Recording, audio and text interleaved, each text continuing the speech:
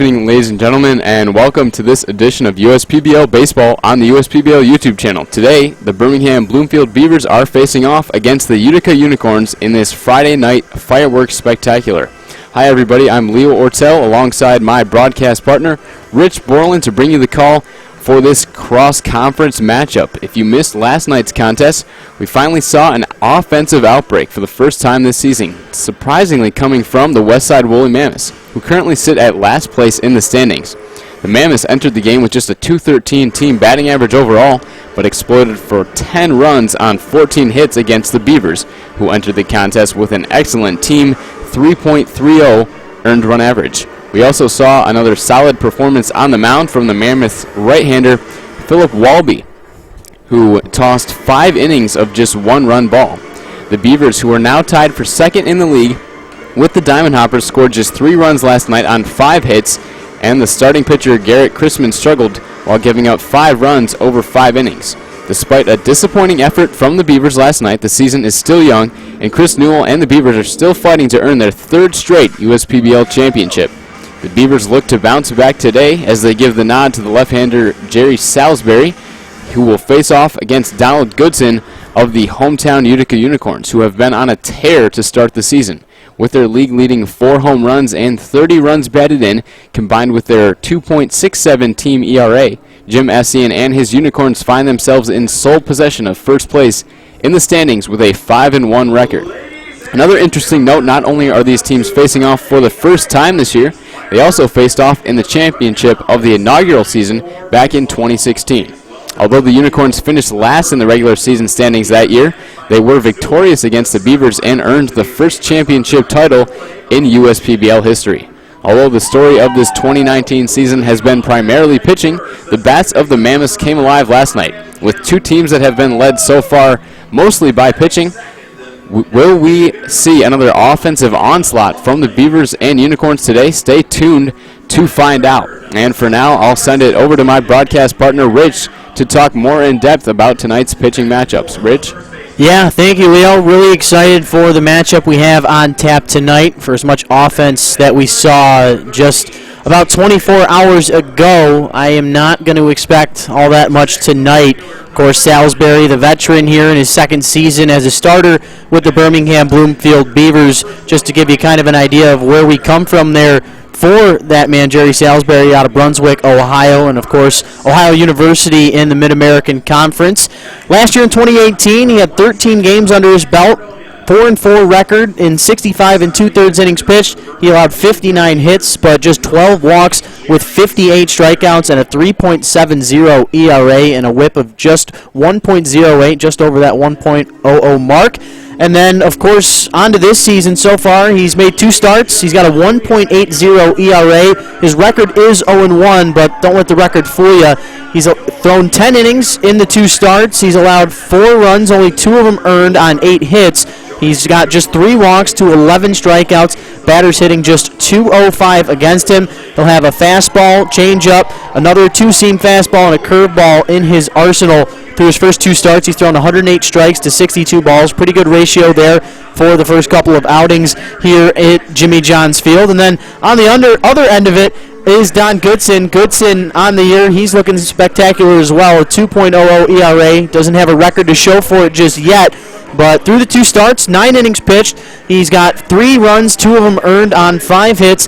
Does have 9 walks to just 6 strikeouts, which is something we're going to want to keep in mind for as the game goes on tonight. Goodson coming off of his last outing against these Birmingham-Bloomfield Beavers back on the 16th of May, went 5 innings, allowed 1 earned run on 4 hits, had 5 walks and just 2 strikeouts, did give up 1 extra base hit, but overall, something that we're going to want to focus with Don Goodson, because he can get it up there at 96. He averages about 94, 95 with the 2 fastballs, but we're excited to see what he can do tonight against the Beavers lineup, who had never really had any issues at all so far this season, or really at all last year, as they were hot for most of 2018. But we saw a little bump in the road last night against the Westside Woolly Mammoths. But be a tough test for both of these teams tonight. A lot of expectation for both of these teams this year. Got to imagine so far that they have kind of separated themselves a little bit from the pack, but still too early to tell. But we're excited to see exactly how things pan out in Game 2 of 5 on the weekend here on this Memorial Day weekend.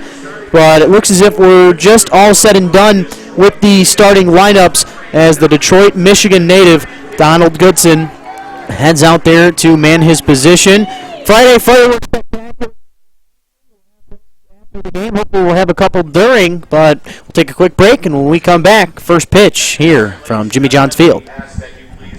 Remove your hats. Veterans and active military may keep your hats on while rendering the hand salute as we honor America and our military with the singing of our national anthem, sponsored by the Detroit Medical Center DMC, and performed this evening by Olivia Scally.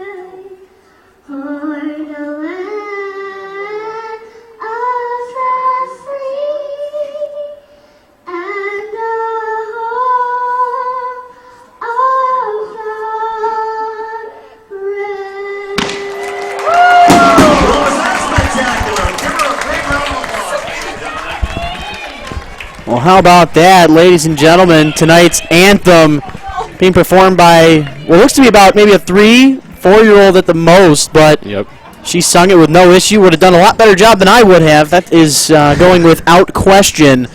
But that's how you get the night started. And we're ready for baseball here on this Friday night. As the weather, weren't sure exactly what we were going to get tonight leading into this game, as there was some rain in the forecast from about 4 to 5:30 or so, and of course, not sure exactly how we managed to do it, but it looks as if we won't have any rain until about 10:30 or so, which is right around the time when the fireworks show will end. Right. So hopefully the picture-perfect weather for tonight will match the stuff that we see in between the lines. And as we get things started here, let's talk about the visiting Birmingham-Bloomfield Beavers coming off of their third loss of the season last night.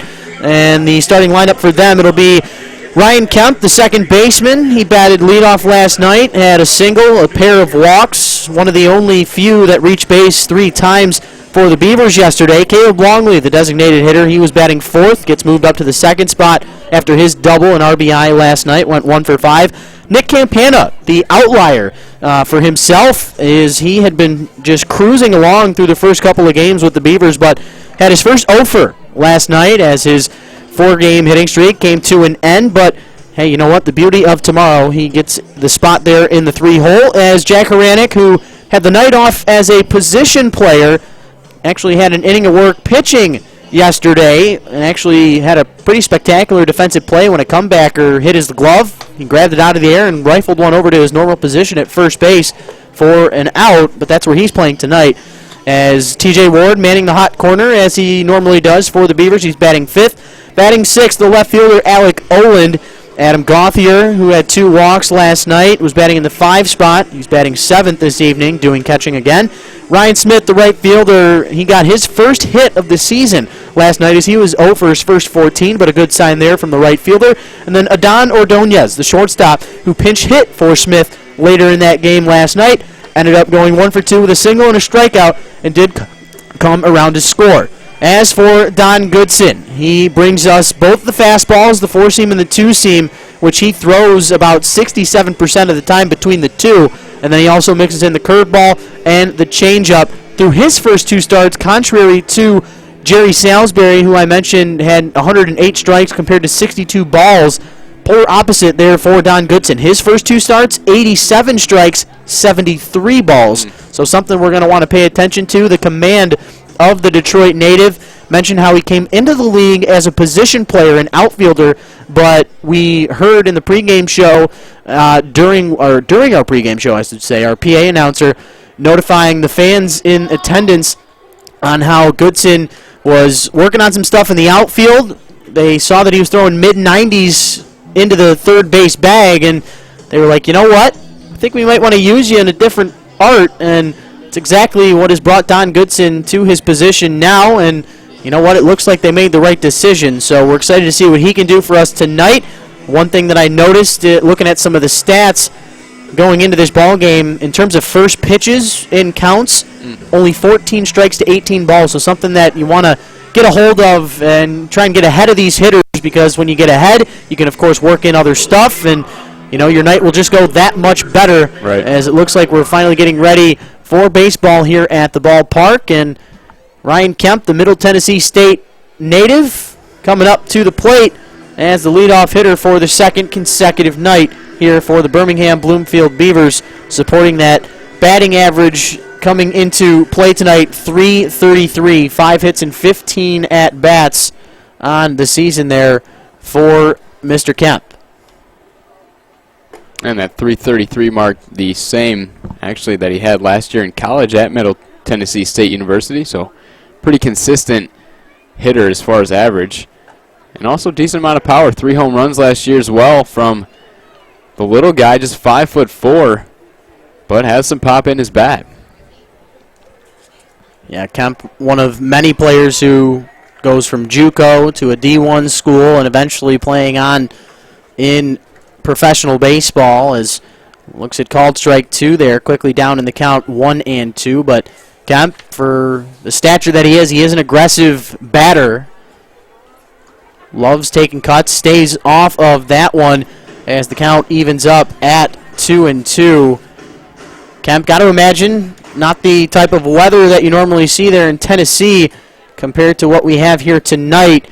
Haven't been all too fortunate in terms of temperature so far this season, but we're doing our best as this one fought off into shallow right center field. Kyle Bonneke underneath it to make the catch for out number 1.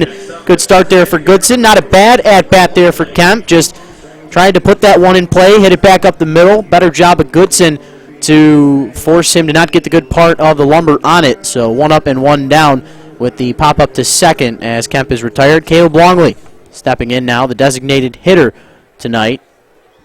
And that was a great pitch there with the 2-strike count. If you didn't see it on your screen, Kemp was standing very close to the plate, and Goodson jammed him inside with the fastball. Looks like he pretty much tried to throw the same pitch there, missed it inside on Caleb Longley.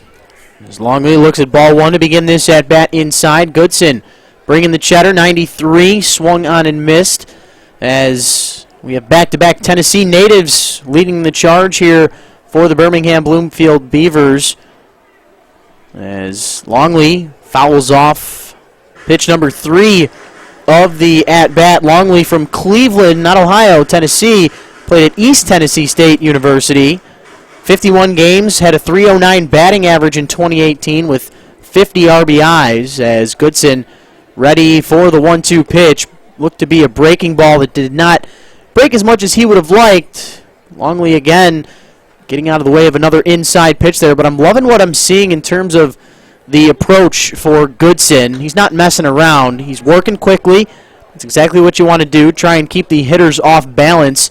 He's keeping that glove kind of in front of his face, kind of protecting his looks, and for some reason it forces batters to kind of have to play that guessing game. He hides the baseball well as he brings the hands over the let's try that again. The hands over the head, and then comes through with it. Longley with back-to-back foul balls as he's battling here.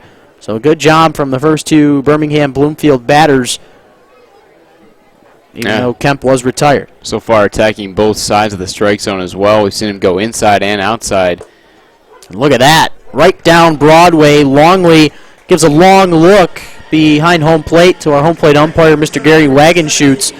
But a good job there from Goodson. Mentioned in the pregame show, he only tosses that curveball about 14% of the time, but perfect count to do so. Dropped it in there, and Longley just could not get that bat off the shoulder. A good freeze frame there from Longley, and now here comes Nick Campana.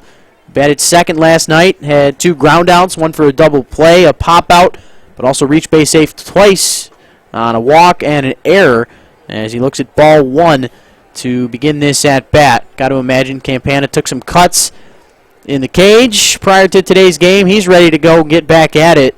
One of the best players in this league from top to bottom as he fouls off another one. Mentioned Campana as well as the man that's not in the on-deck circle but in the hole, TJ Ward. Both of these men coming to us from Hartford University as Campana fouls another one off. New baseball gets tossed in there.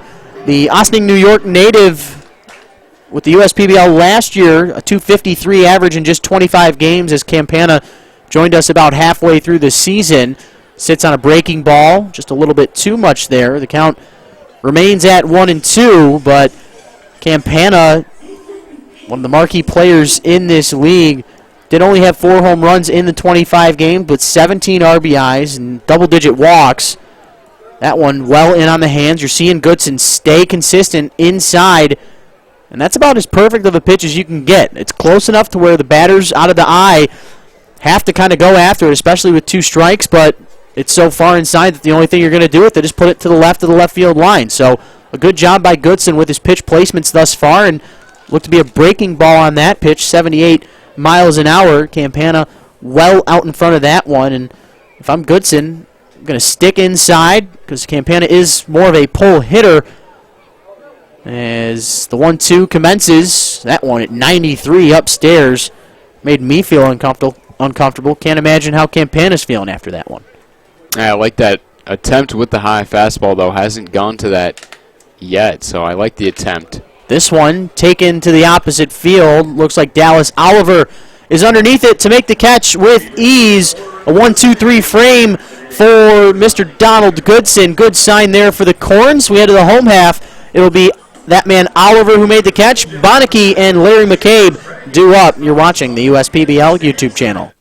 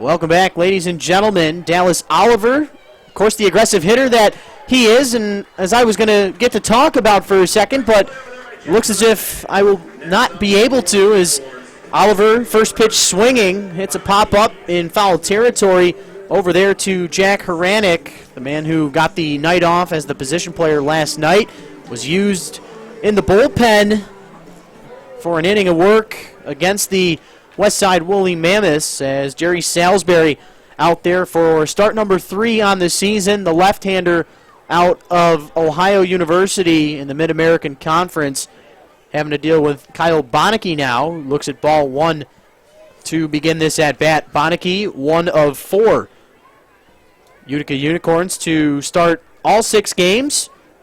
Bonneke looks at 2 in a row now. Lefty-lefty matchup. Bonneke on the season, 7 of 23, good for a .304 batting average. Fouls off the 2-0 into the netting behind home plate. He's got 5 runs scored. He does have a home run, a double, 5 RBIs to his credit, as well as 4 walks. And a man who didn't do anything, too crazy last year statistically, as this one hit down the left field line. Looks like it's going to tail enough to get out of play. In fact, it will, into the Utica bullpen where nobody is at the very moment. But Bonneke mentioned he's the second-year player here at Jimmy John's Field in 2018. He only played in 10 games, but did have 11 hits in 33 at-bats, good enough for that .333 batting average. So we were just kind of getting used to Bonneke last year, but it's made a household name for himself as he fouls off another one. Yeah, slotted at the top of the lineup for the Unicorns in the 2 spot in his last game, which was against the Mammoths a week ago. On the 17th, went 2 for 4 with a walk and a run batted in. This one into left center field. He fights it off, puts it into play, and that's exactly what you're supposed to do. Salsbury allows the first hit of the ball game. Bonneke doing his best job there, gets his 8th hit of the season. 6th single on the year for the Waterbury, Connecticut native. Larry McCabe now standing in the left fielder, .250 batting average on the season thus far. He's 4 of 16. Does have, just like Bonneke, a home run as well as a double to his credit. Does have 3 runs scored, 4 RBIs. Just 1 walk to 5 strikeouts, though. So McCabe, a guy who likes to swing the bat, doesn't necessarily like to work the count, but works the 1-0 to start off his night. Keeping tabs on the base runner, Bonneke, is Salsbury. On the season, Bonneke 1 for 2 on the base paths. But it won't be easy against Salsbury, who's got a decent move from the left side, as McCabe looks at called strike 1 on the outside part of the plate. Salsbury, a guy who's not going to mess around. He can throw strikes with the best of them. Mentioned coming into the game tonight in the 2 starts, 108 strikes to just 62 balls on the year, and he only has 9 pitches this season that have had a 3-ball count, as the 1-1 fouled off to our left. And quickly, McCabe down in the count 1-2. Salsbury, he's got a 4-seam and a 2-seam. Throws the 4-seam fastball just about 60% of the time. He's got a changeup and a curveball that he will mix in on occasion. Would be shocked to see something other than an off-speed pitch here. In fact, there is the breaking ball. Misses low and away. And for the weather that we've had today, not sure exactly how good the grip is out there tonight, as at the current moment, as we cross the 7:15 mark, it is 60 degrees here in Utica. So not a perfect night for baseball in terms of weather, but we will definitely take it, as McCabe fouls off 1 here. And McCabe, like you mentioned, with that 1 home run this year, showed off his power in college at Coker College, Division II NCAA ball. Last year with 10 home runs and also a solid .333 average. So definitely some pop in his bat. Whoa, look out. As that one back up the middle, Salsbury having to duck underneath it. That ball hit hard off the bat of the left fielder. Runners now at first and second, so Beavers getting hit around a little bit over the last 24 hours as Chris Newell trying to get his third consecutive championship, something that no team in the state of Michigan has ever accomplished. So it would be quite the feat if the Beavers could do so, but a long time from that. You got to worry about the objective ahead of you, and that would be Jimmy Latona, standing in 3 of 14 on the season, just a 214 batting average.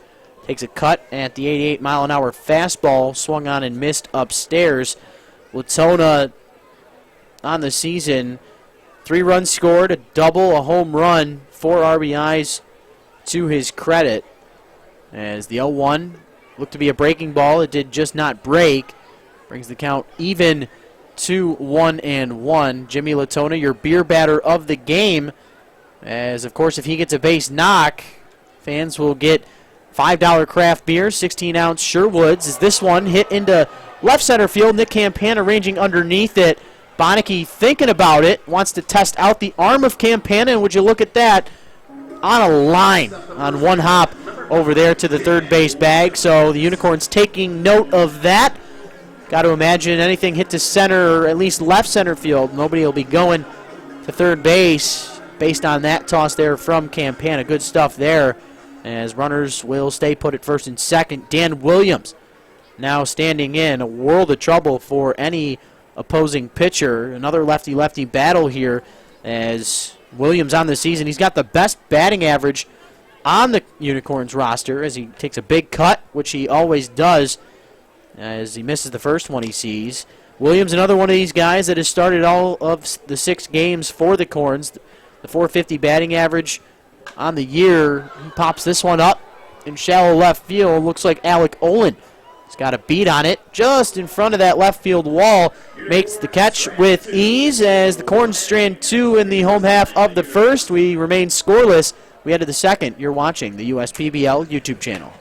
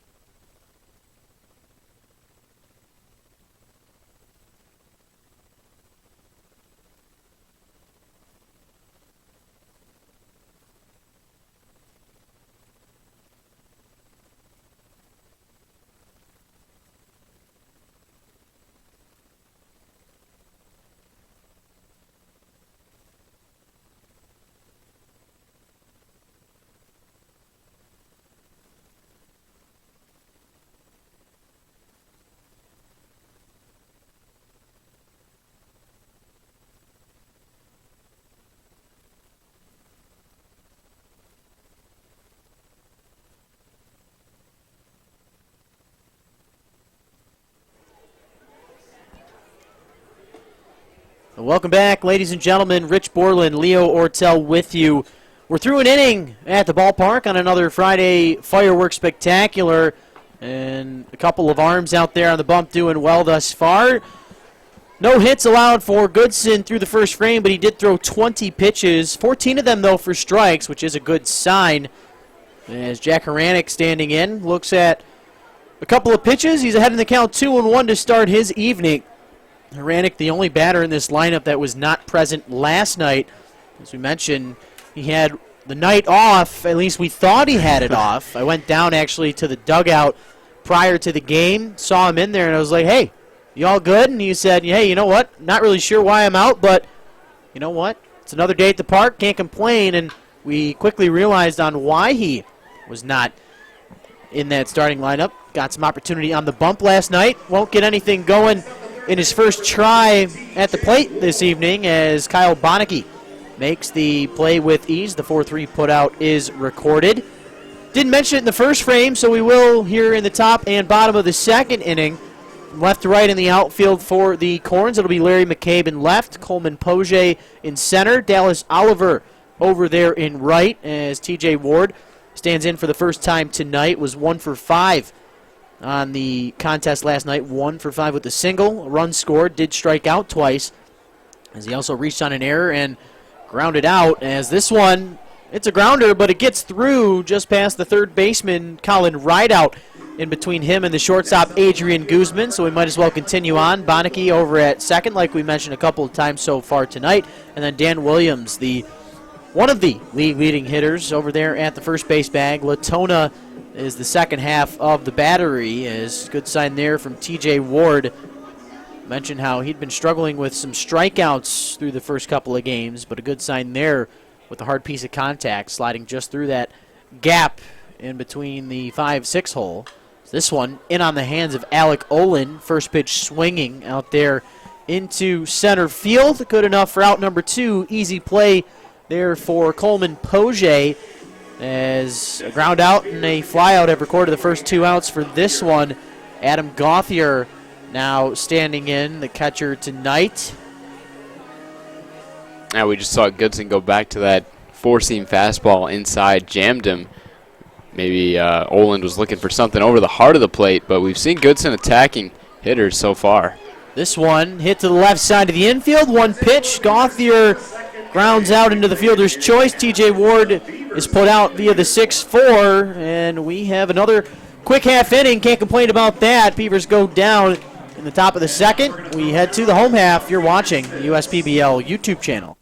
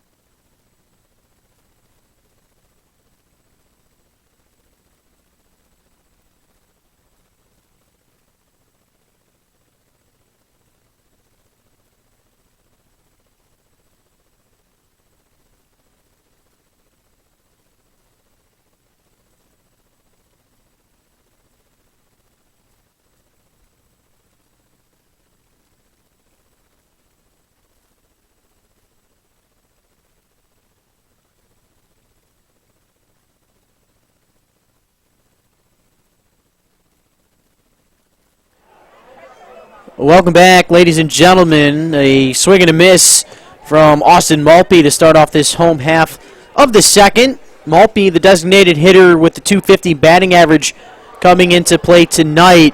He's quickly down in the count, 0-2 with the foul ball there. He's got just 1 run scored on the 3 singles. He does have 5 strikeouts, though, with the slow start to the season. The designated hitter trying to get on base and get the leadoff man on for the Corns in this home half of the second. The Unicorns have really not had any issues so far this year with just the 1 loss to their credit. This ball, 87 miles an hour, missed just in that top left corner. Not a bad pitch. Saw Goodson kind of going after the right-handed hitters in that spot so far tonight. As this one upstairs, looked like he might have went around, but a good eye there as he keeps it just in front of that plane crossing home plate. So start the count down 0-2, work it back all the way full. This one just over our heads in the press box as Maltby stays alive for at least one more. Working that pitch count, though, doing a good job. Salsbury through the first inning, 18 pitches, 13 for strikes. Didn't allow any runs on the 2 hits as Maltby goes down in this one via the strikeout. 1 up and 1 down for Salsbury. That's the first strikeout of the night there for the Ohio University native. Yeah, we saw him get into a little bit of trouble last inning. The 2 back-to-back base hits from Bonneke and McCabe with 1 out, but able to escape the trouble. And this is a good start to the inning. He was ahead of him 0-2. And then we saw that full count, but ends up getting him looking. We saw Gary Wagenschutz, the home plate umpire, last night. Pretty generous strike zone for the pitchers, so definitely favors the pitchers a little bit more, but forces the hitters to swing the bat, and that's what you want to see. Without a doubt, especially at the independent level. Poche, meanwhile, swings and misses at the 1-0, makes contact on the 1-1, but it doesn't go anywhere. It's out of play. Poche out of Elijah, Georgia, went to Georgia Tech in the past season with them. 55 games, had a 275 average, not too shabby for 200 at-bats. Did have 11 home runs, 36 RBIs. Had his first 2 years, though, at Air Force, as this one swung on through the air.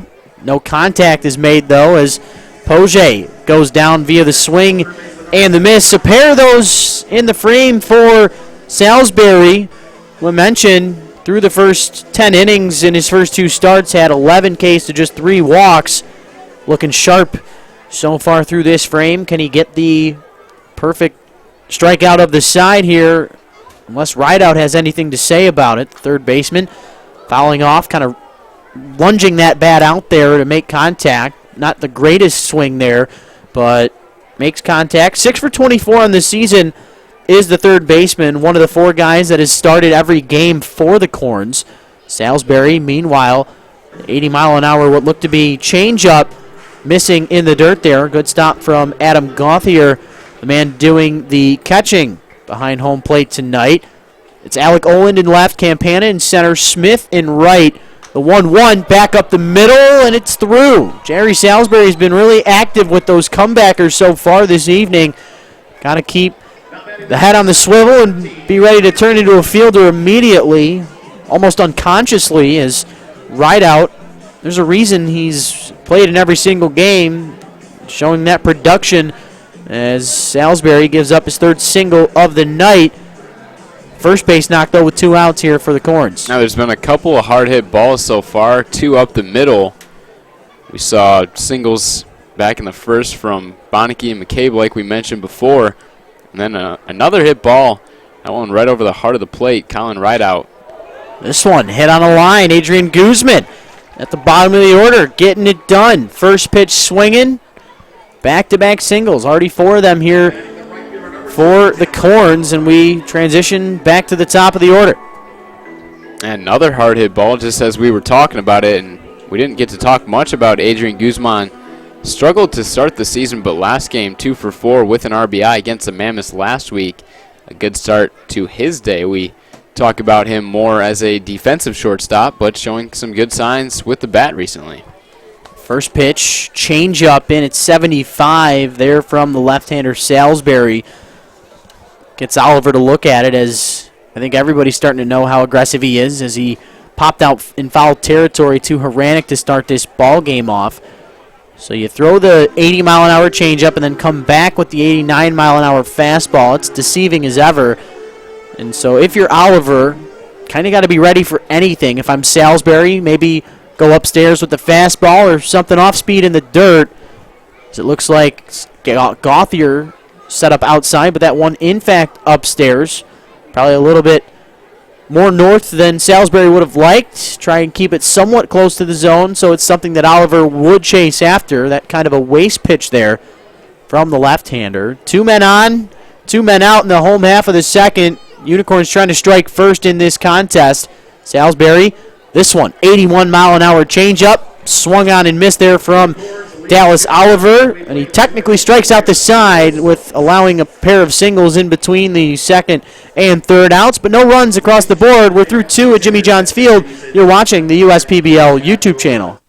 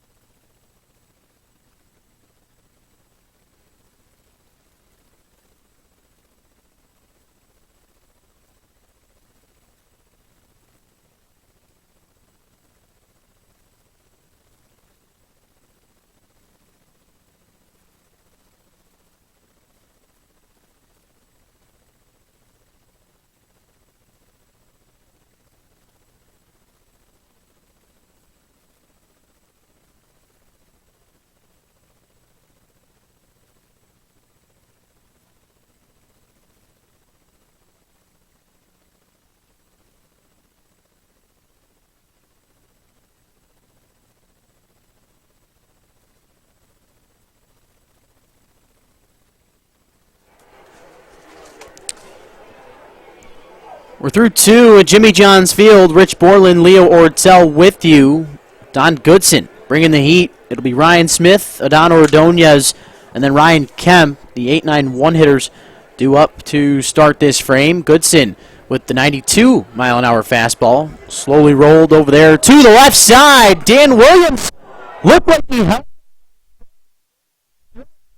the big, but man, that looked like he held it from our perspective up here in the booth, but base umpire was right there, and then our home plate umpire, Mr. Gary Wagenschutz, says that he saw pretty much the same thing, but Skip Essien going to go out there and have at least a conversation and see if he can sway the decision, but will not. And for those that don't know, that manager, of course, Jim Essien, spent what seems like a lifetime in pro ball, 47 years and counting.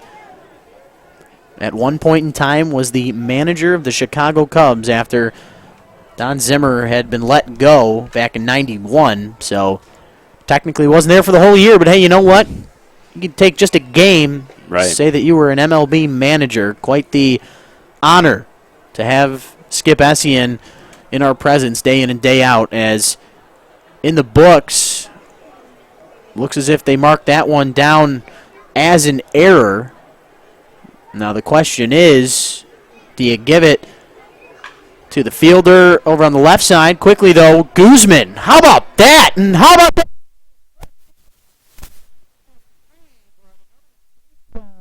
Over at that first base bag, a couple of questionable ones over there, as we almost saw a nifty double play, but overall, just some wild stuff over at that first base bag so far in the top of the third. Yeah, I'm surprised Jim Essien isn't back out to give a word to the umpire, the infield umpire that time making the call. Looked like he was definitely out at first. A beautiful turn by Adrian Guzman and Kyle Bonneke, the second baseman.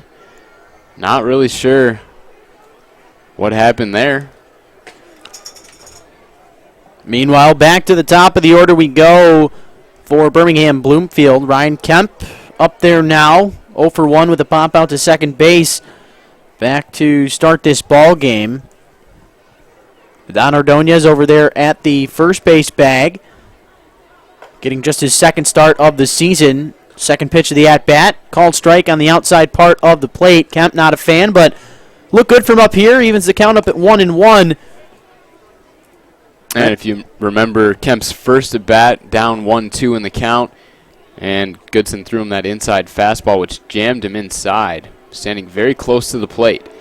And a little maybe cut action on that 92-mile-an-hour fastball as Kemp kind of leaned out, but came back over the plate for strike two as Kemp trying to get his first hit of the evening. Goodson trying to maybe get two for the price of one. Right on cue. Back up the middle. Looks like Guzman's going to take it all on his own. The veteran shortstop makes the play with ease. The 6-3 double play retires the Beavers after the leadoff error and then fielder's choice. We're halfway through the third. You're watching the USPBL YouTube channel.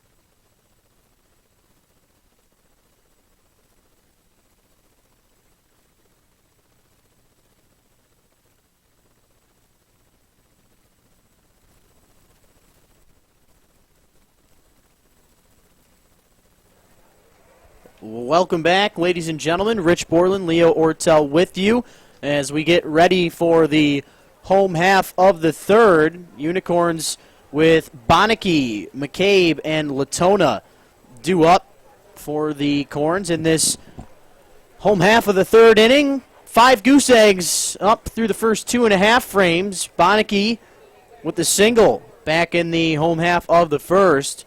Fouls off the 1-1 count as he's looking for the perfect night up there at the plate.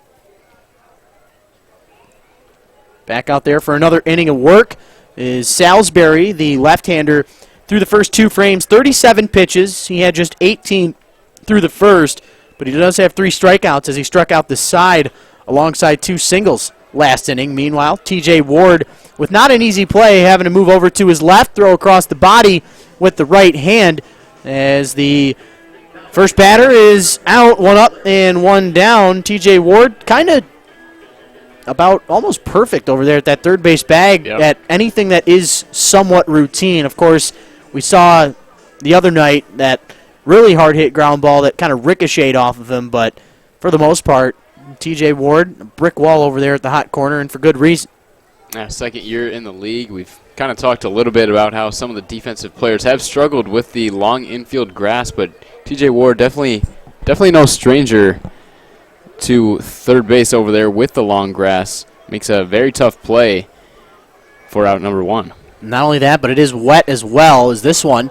Hit shallow into center field. Campana barely having to move as McCabe on the 1-0 hits a fly out there to Campana for out number two. Quickly, 2 up and 2 down, but here's the focus on the hitter now for all you fans either up in the suites or down in the bathrooms at the moment. Try and get to the field of play as soon as you can. Keep your eyes on Jimmy Latona, who is our beer batter of the game. If he gets a base knock, you get $5 Sherwood beers, 16 ounces. So you get your $5 craft beer for the next inning if Latona can get on base here with a base knock. Salsbury, meanwhile, misses upstairs with the 1-0. Brings the count now to 2-0 in favor of the Mercyhurst alum. Latona with 1 home run already this season, 1 of 4 that the Unicorns have hit. They do lead the league with 4 home runs this year, and also with 30 RBIs like I mentioned in the intro. So they've been not only a good pitching and defensive team, they've done it with the bats. Enter the season in this game, 255, batting average a little bit lower maybe than they wanted, but good offensive production with power and runs batted in.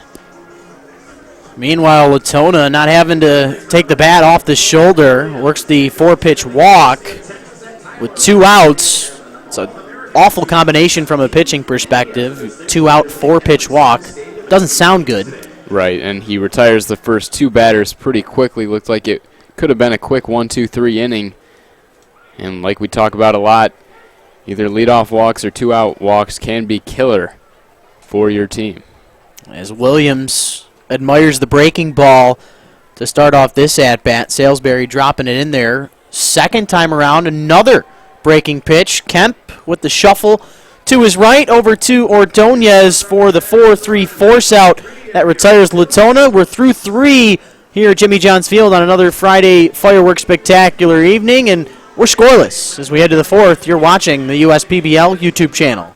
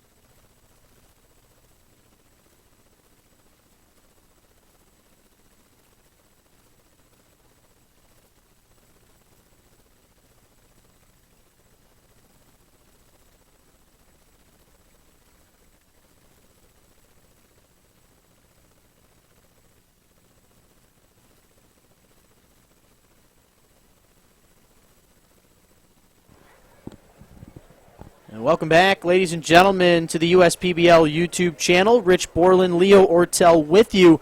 We're through 3 at the ballpark. Nothing doing on the scoreboard at the moment. Soft ground ball hit as it dies in that grass. Don Goodson out there for 4th inning of work.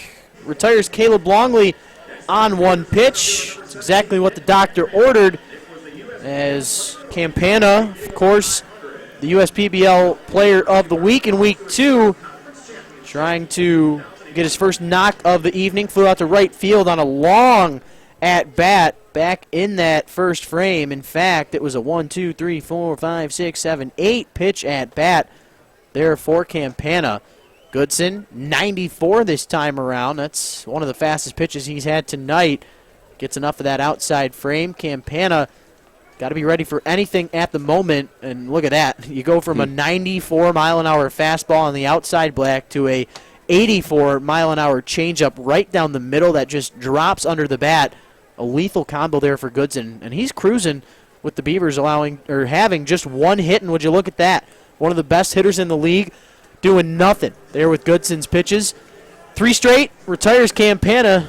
Goodson not messing around tonight, as through the first time through the order and through all these batters thus far, trying to maybe go through the order twice with maybe just one hit allowed.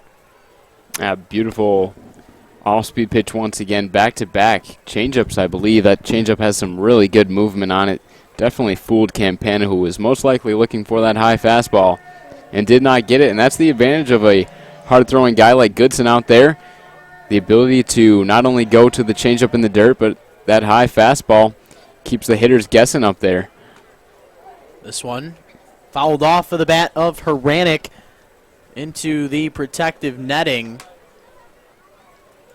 as Beavers not really putting anything together tonight. Sort of the story in last night's contest. It was Philip Walby who got the night going. Had another, wouldn't say superb start, but effective enough to get the team the victory. The Mammoth's offense was the story of the night for the first time all season. Meanwhile, 84-mile-an-hour changeup rolled over there from Haranek. Count remains at 1-2. But overall, so far through the first couple of weekends, the first 2.5 weekends, I should say, it's been all Utica. I mean, they definitely kind of have a little bit of everything. They got some superb pitching, moderate offense. The defense is superb. And when you have superb pitching and great defense, the hitting comes and goes. You're going to have quite the season, as the Korns trying to get their second USPBL championship, as they had one back in the inaugural years. This one over there to the right side kind of eats up Dan Williams, but look at that. Donnie Goodson doing his job, goes over there to field his position, and maybe if it was Campana instead of Haranek, it would have been an error by the first baseman Williams, but they'll take advantage of Haranek running down the line, and we're scoreless still halfway through the fourth. You're watching the USPBL YouTube channel.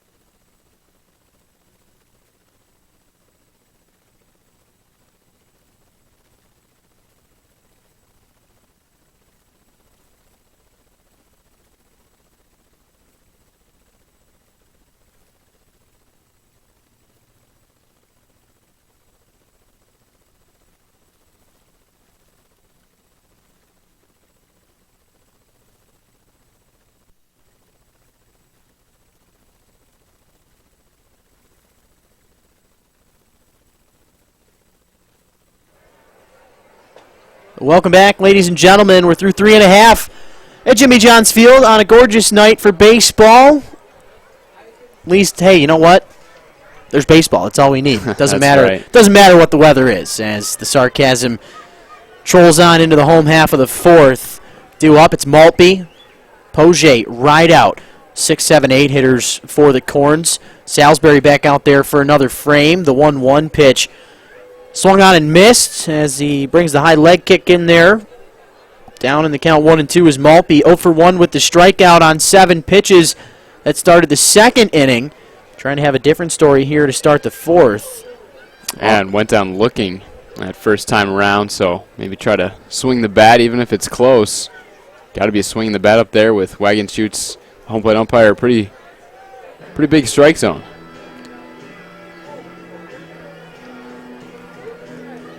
So between Maltby and Poche, the batter up and the batter on deck, 0 for 2 with strikeouts. This one lined over there to Ordonez. Slides to his right, makes that one look routine as much as it was not. As the fan favorite, JJ the field general out there doing his job, collecting the loose bat. And now Coleman Poche up to the plate. One out, nobody on. Yeah, tough start to the year for Poche. Struck out swinging back in the second. Is now 0 for 17 to start the season. Did not play last week in the Unicorns' last game against the Mammoths, but gets the nod in the 7th spot today, looking for his first hit this season. No better time than the present in a 0-0 tie. Is fastball in on the hands. Poche fouling it off as Poche mentioned how he's coming to us from Georgia Tech as well as Air Force. A little bit colder weather up here in Michigan, at least in the month of May, but we're excited for the weather to turn around. The baseball's been great so far as Poche swings and misses at the 86-mile-an-hour fastball. You're seeing Salsbury now sitting more 85, 86 compared to 87, 88 where he started in this ball game. As he had 49 pitches through the first 3 frames, contrary to Goodson, who is at 45 through 4. And there it is. First base knock of the season for Coleman Poche. Bring that baseball in as Corns with their now 5th hit of the night. Love to see that if you're Skip Essien and Willie Martin. Yep. Their man breaking the seal, and for their sake, hoping to see more of that there from their center fielder as his teammates got to be happy for him. Meanwhile, Colin Rideout standing in. He's got a hit so far tonight. Singled back with 2 outs in the second frame. Looks at called strike 1 on the inside part of the plate. Yeah, Rideout smoked that ball up the middle back in the second. Sent one into center field. This one, meanwhile, just past the diving first baseman, Haranek. Heading over to third is Poche. Smith with the throw.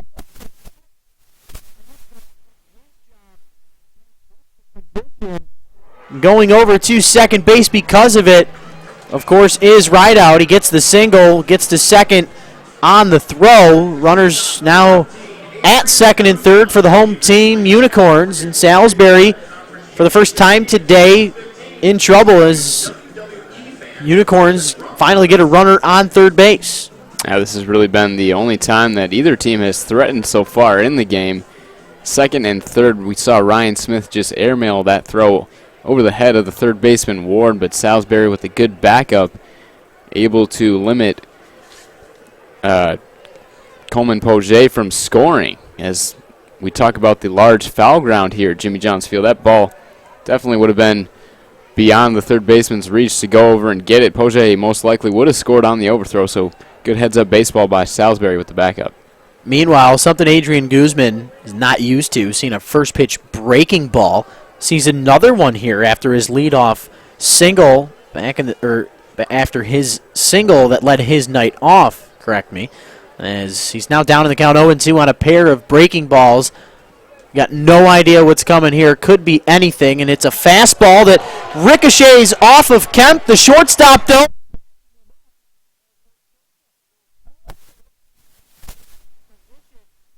So technically in the books, that one's going to be a 4-6-3 putout, as it looked like Ryan Kemp got that one maybe off the cheekbone.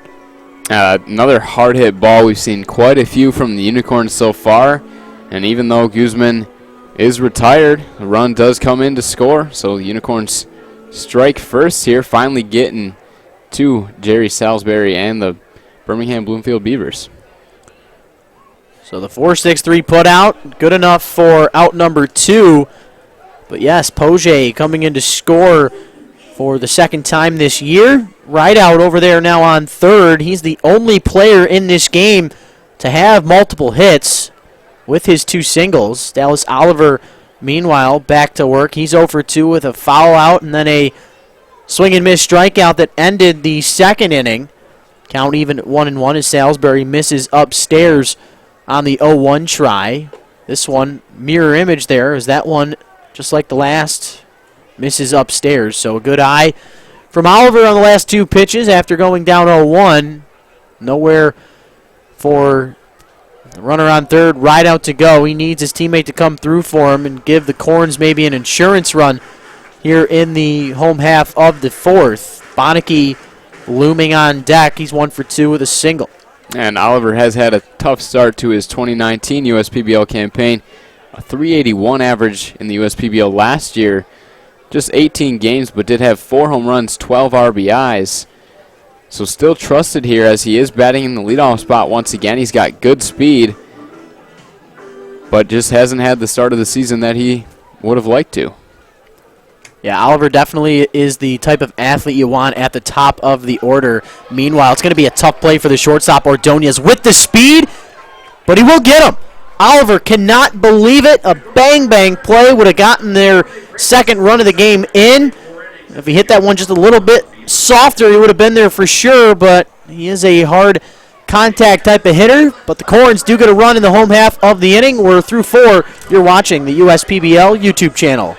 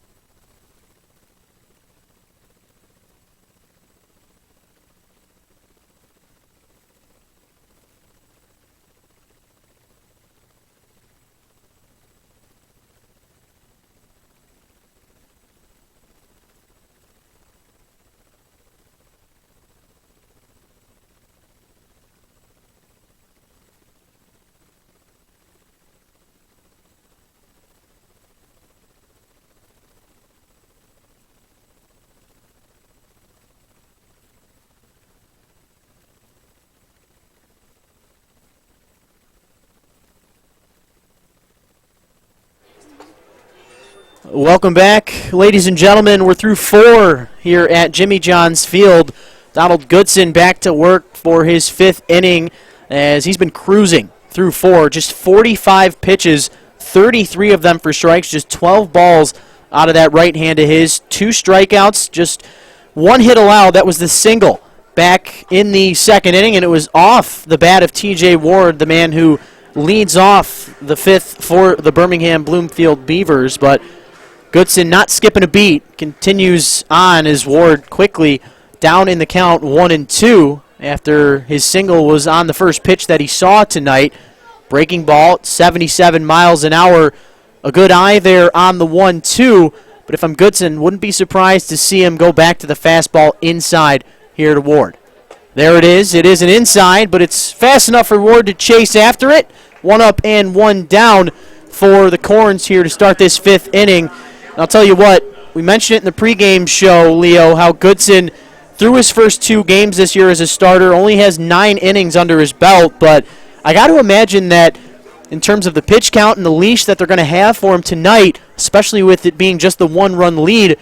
It's one of those situations where if it ain't broke, don't fix it. Let him keep going on, because for those that don't know, or for those that didn't hear, Goodson was predominantly a position player throughout his career, but transitioning to a pitcher after they saw him throwing in the mid-90s from the outfield going into his season last year. Alec Oland, meanwhile, now standing in 0 for 1 on the night and flied out to center field for out number 2 back in that second inning. But Oland, who batted in the 7th spot last night against the Westside Woolly Mammoths, was 0 for 4 and had 4 flyouts. So he's 0 for his last 5 with 5 flyouts.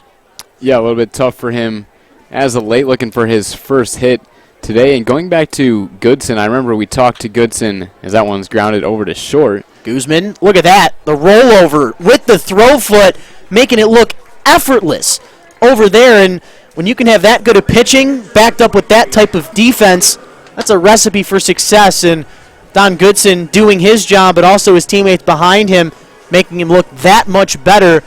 And the Beavers just having no type of success at the plate tonight. We'll see if Adam Gauthier can create some with nobody on and 2 outs on the board. Won't be, as he fights one off into right field. Dallas Oliver, barely having to step to his left, makes the catch with ease, and the Beavers go down in order in the 5th as Goodson has just allowed 1 hit through the first 5 frames. It's a great pitching matchup we're seeing tonight. We're halfway through 5. Korn's out in front 1-0. You're watching the USPBL YouTube channel.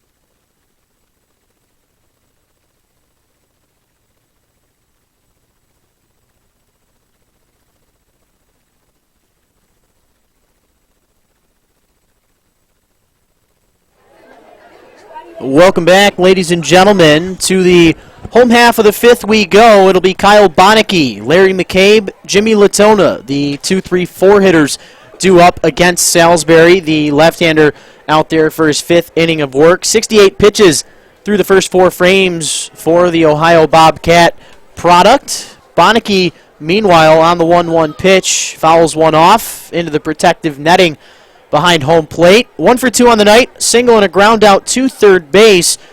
Came into the action tonight with a .304 batting average. Bonneke, the left-hander, in on the hands. Nice job there from Salsbury. The communication is there between him and Haranek, but it'll be the big fella over there at the first base bag taking charge and making the put-out unassisted as he makes that one look easy. Bonneke trying his best to make contact, did so with a couple of strikes on him, and, you know, at that point you got to do everything you can to put the ball in play. That's right.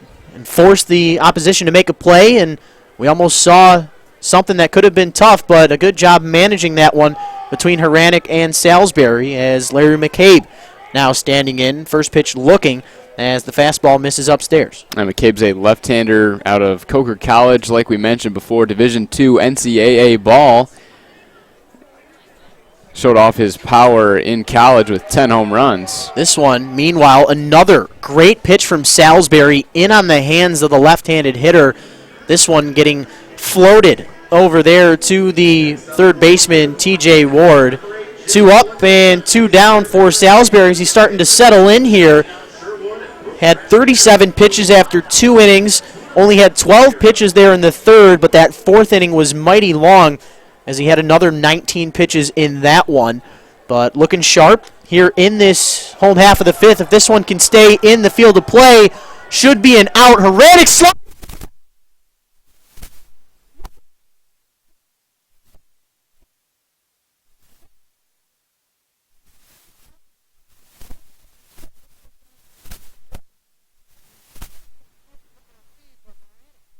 The show defensively in the home half of the fifth. We're through 5. You're watching the USPBL YouTube channel.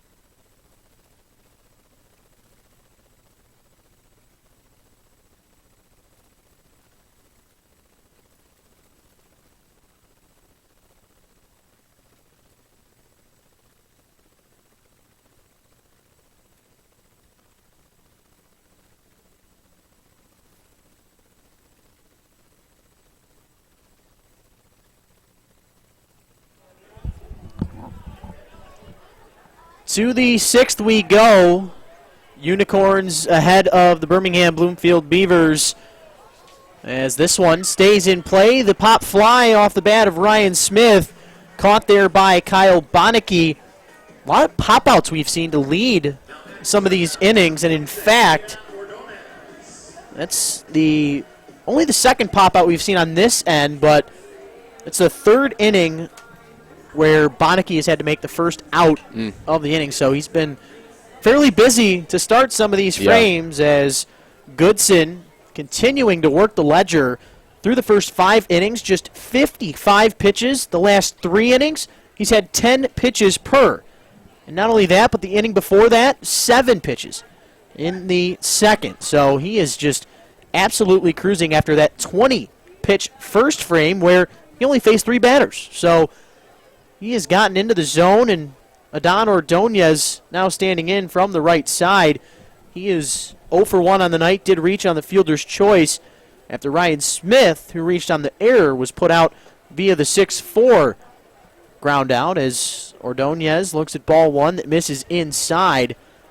Mentioned how Goodson coming into this start, his 3rd start of the year, 9 innings with just 6 strikeouts and 2 earned runs as Ordonez now down in the count 1-2. Goodson ready to go, but Ordonez paying attention to how this man has been working and trying to slow him down by taking his sweet old time in the batter's box. The 1-2, breaking ball at 79, fouled off, and that's really the only type of contact we've seen tonight from the Beavers. Outside of that single from TJ Ward, they've really only been able to hit something hard, foul to the left side from these righties. Now, there hasn't been much, and Donald Goodson, like you said, with a very good pace out there. And we're seeing a different approach for the Beavers tonight, a lot more aggressive as far as swinging at first pitches. This one, a couple of hops over there to Bonneke. He's staying busy per usual. This one, though, in the dirt, contrary to in the air. 2 up and 2 down here in this top of the 6th inning, and Goodson just, I mean, he's speechless. There's nothing much you can say. He's doing everything out there. It's been phenomenal. His longest start of the season, his first start, we interviewed him before that, which was the second game of the season, was only supposed to go about 2 or 3 innings, ended up pitching 4 innings. I believe he only gave up the 1 run, and then his second start, just 5 innings pitched, so great to see him work into the 6th inning here. 3 strikeouts, maybe not as much as he would have liked, but kind of more so pitching to contact has allowed him to be more efficient than previous starts. Without a doubt. I mean, the biggest thing is the command. We mentioned in the pregame show through the first 2 starts, he had just 87 strikes to 73 balls, but tonight, polar opposite. Mentioned how he had the 55 pitches through the first 5 frames, 39 of them, 4 strikes, has just 3 strikeouts on the evening, but overall a dominant start, and I would say probably the best start we've seen so far since Spencer Stockton with that 7-inning, 1-hit, just absolute gem of a game. And Goodson could turn this one into a gem. We'll see if they'll let him go next inning, if he can get out of this at bat quickly. We do see some action in the Utica Unicorns pen. I believe that is number 7 out there. That one's grounded to Goodson, not able to make the play. As that one kind of hops over his glove as he tried to make that play. It will, in fact, go down in the books as an infield single. Kemp, the short 5'4" stature, not having hit that one far, using his speed down the line to get there. So a 2-out base knock. Just the second hit of the evening for this team, for Birmingham-Bloomfield, and that one about as little effort as you could to get yourself as a base knock. So even when Goodson gives up base hits, it's nothing that catches the eye. As now Caleb Longley standing in 0-2 with a strikeout via the look. Back on 7 pitches in the first inning, and then grounded out to the hot corner at Colin Rideout. Back to start the 4th as he fouls off the first try that he sees. Caleb Longley batting from the right side. Ready for the 0-1. Goodson brings it.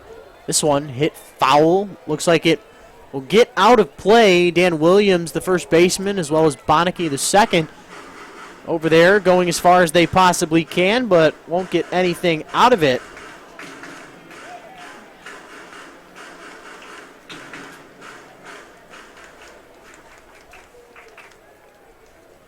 Longley batting .273 on the season. A newcomer.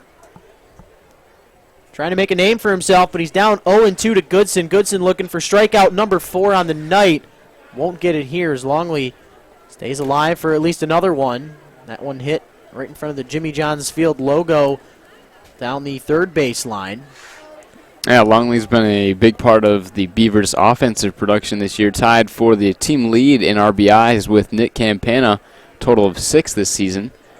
And look at that. Strikeout number 4 ensued as Goodson now with 4 strikeouts through 6, but in total, going to do some math. Give me a second.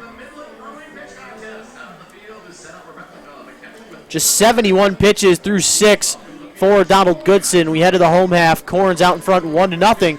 You're watching the USPBL YouTube channel.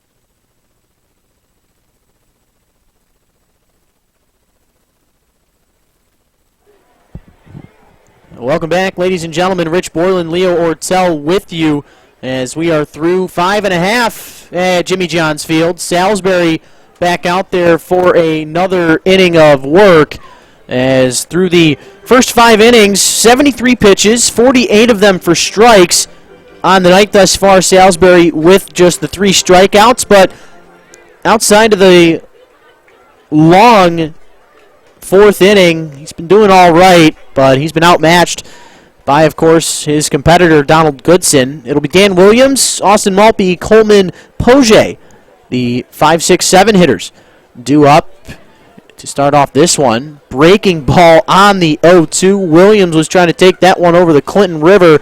Won't do anything with it as he heads back to the dugout. That is good enough for out number 1, and now the designated hitter, Austin Maltby, coming up to the plate, 0-4-2 with the looking strikeout that started off the second frame, and then hit that hard line drive over to Adon Ordonez back that started the 4th inning offensively for the Corns, but a good play made by Ordonez to secure the lock for the out. Salsbury, meanwhile, back to work against Maltby. The 1-0 pitch swung on and missed. Maltby looking for his first hit of the night, 4th of what would be the season, as he's now 3 of 14 on the year. Salsbury working quickly. This one fouled off into the protective netting, 1-2 the count. And really, for Jerry Salsbury, the left-hander out there for the Beavers, just the 1 inning where he got into trouble in the 4th when that run came around to score on the ground out from Adrian Guzman. Coleman Poche gets credit for the run. Really just that 1 inning, got into trouble, went 1-2-3 in the 5th, retires the first batter, Dan Williams, with the strikeout for his 4th, giving up 6 hits so far. So the Unicorns are out hitting the Beavers so far. Just with that 1 run in the game, another good pitchers matchup, which we've been seeing all season long. Maltby working the count, I believe for the 2nd consecutive time, down 0-2 into the 3-2. This time he comes up victorious as the 1-out walk is recorded. So 1 out, 1 man on. Now Coleman Poche coming off his first USPBL hit as he was over his first 17. And would you look at that? Came in to score the only run of the ball game so far. So Yep. You get on, positivity's there, and your men behind you do enough to bring you in as he came in to score on the 4-6-3 ground out that Guzman was put out on as he fouls off the first pitch he sees, 0-1. And Poche not with necessarily the hardest hit ball. We saw last time Maltby was up, smoked one to second. Poche comes up next time, just hits a soft single into left, and that's all it takes sometimes. Doesn't matter what it looks like, it's a single in the book. That ball smoked into the right center field gap. That'll be extra bases. Into right center field it goes all the way.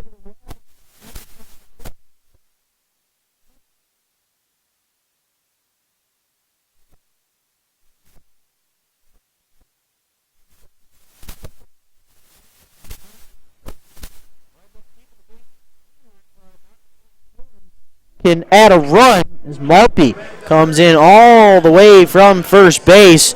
Nice piece of hitting there from Poche with the RBI double as he gets thrown out over there at the third base bag. But a good job there defensively for the Beavers to maintain themselves and get that relay in there for out number 2. And looks like we might have out number 3. Ordonez over there to Haranek with the scoop. Almost jinxed it, but in the end the defense is there.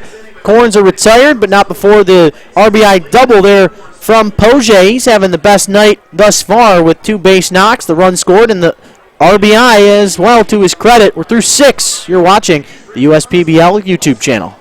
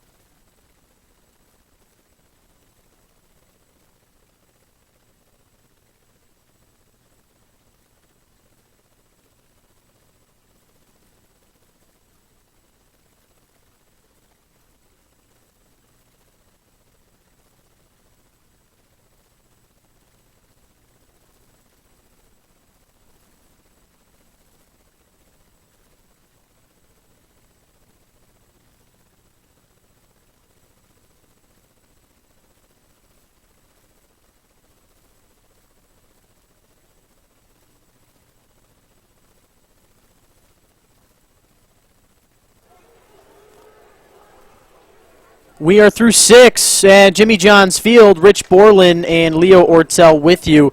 It'll be the big fellas coming up for the Beavers in the top of the 7th frame. Campana, Haranek, and Ward as Campana looks at a breaking ball that misses the zone for strike 1. Or excuse me, for ball 1. Let's try that again. Campana, meanwhile, looks at ball 2 as that one nearly clips the outside black. Instead, works the 2-0 count. Foul ball, meanwhile, ensues. Brings the count to 2-1. Campana 0 for his last 6 as he's in arguably what technically you can call a slump for as well as he's doing. Yep. He's batting .476 going into the contest last night. That's dwindled down a bit, but got to imagine at some point he's going to break back out and make something happen. But won't be easy against Goodson, who remains well high and inside on Campana. So the scouting report is there for Goodson, doing a great job tonight against this Beaver lineup who can just maul the baseball offensively. But we'll see if the battle will be won by Goodson here, looking for strikeout number 5 on the evening. See if he can start the 7th as he had ended the 6th. 71 pitches through the first 6 frames. Got to imagine this will be probably his last inning of work, no matter what happens, as for the first time tonight, he allows a base runner on via the base on balls. Second game in a row that Campana has reached via the walk. So even though maybe he can't get it done with the bat these last couple of games, still able to reach base. And that's a big base runner for the Beavers, who still have a chance in this game, only down by 2, getting the leadoff runner on. And a big hitter in Jack Haranek coming up looking for his first hit tonight. It's been a slow start to the season for him as well. Had a great season last year, an all-star for the Beavers. .277 batting average, 4 home runs, 32 RBIs that .277 mark, good for 5th of all qualifiers in the league last year. This one taken for a ride out to right field. Oliver, though, right in front of the warning track as this baseball will stay in the park. Looks like Haranek just missed that pitch by a hair. And the Unicorns with the exhale. I just got a little bit under that baseball. Looked like off the bat it had a chance, which it definitely did, but slightly under it. We're not seeing any wind factor like we did last night. Pretty much been a standstill as far as wind in this game. First pitch, breaking ball. The curveball looked at there by T.J. Ward for strike number 1. Ward singled back in the second, but struck out to lead off the 5th. Another breaking pitch, this one well off of the plate, as this one evens the count up at 1-1.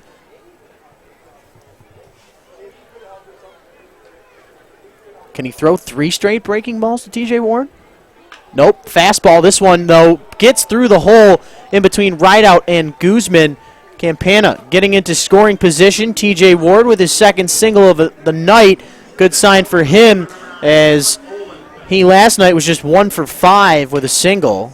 And here comes Alec Oland, 0 for 2 with a fly out to center and a ground out to shortstop. But Skip Essien coming out there at the moment. Is it his time to take the ball from Don Goodson? Doesn't look like it just yet. Yeah, it looks like it will be. Yep, you know what? We are seeing some movement, but you know what? No, it won't. So Skip Essien going out there, contradictory. Not even going to go where. The mouth is just, I've talked a lot today on the phones. But, hey, you know what? Contradictory, there it is, to what you would normally see in the MLB, where it would be the pitching coach to come out to kind of slow things down, and then it would be the manager to take him out of the game. It was Skip going out there to talk with Goodson. Got to imagine that he's kind of letting him know this is your last inning no matter what. Make the most of it.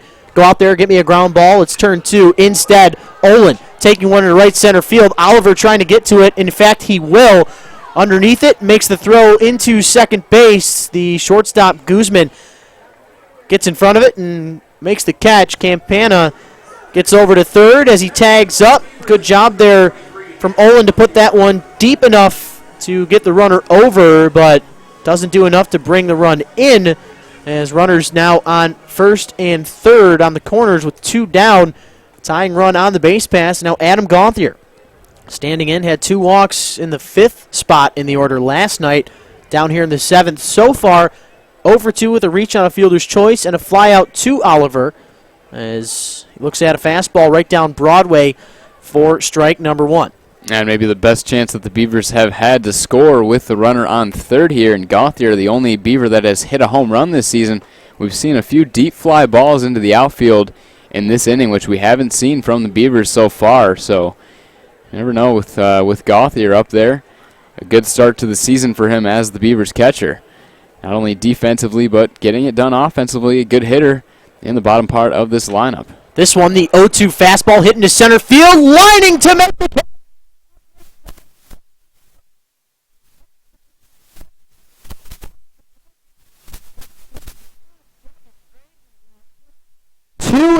Three hits, and the Beavers remain with the goose egg up on the board. We head to stretch time as Goodson has 86 pitches through 7. Would love to see him come back out, but got to imagine that might be the day for him. Korn's lead at 2-0 as we head to stretch time. You're watching the USPBL YouTube channel.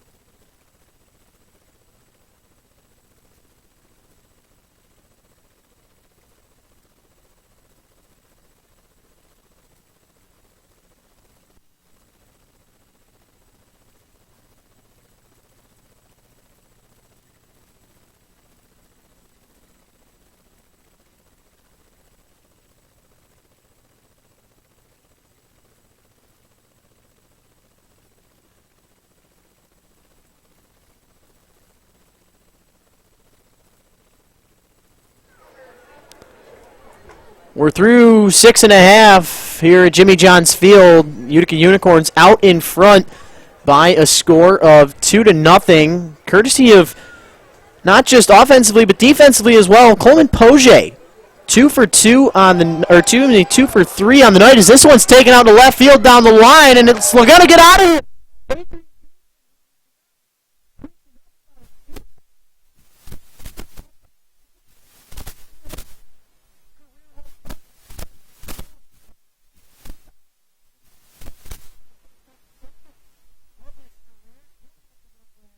Thank you, Mr. Ortel. But good stuff there from the Korns as Guzman giving an insurance run here, and it's before we can even introduce the new man coming out to the mound. That's right. That is Gabe Berman, the South Haven, Michigan native, and the Western Michigan Bronco coming in.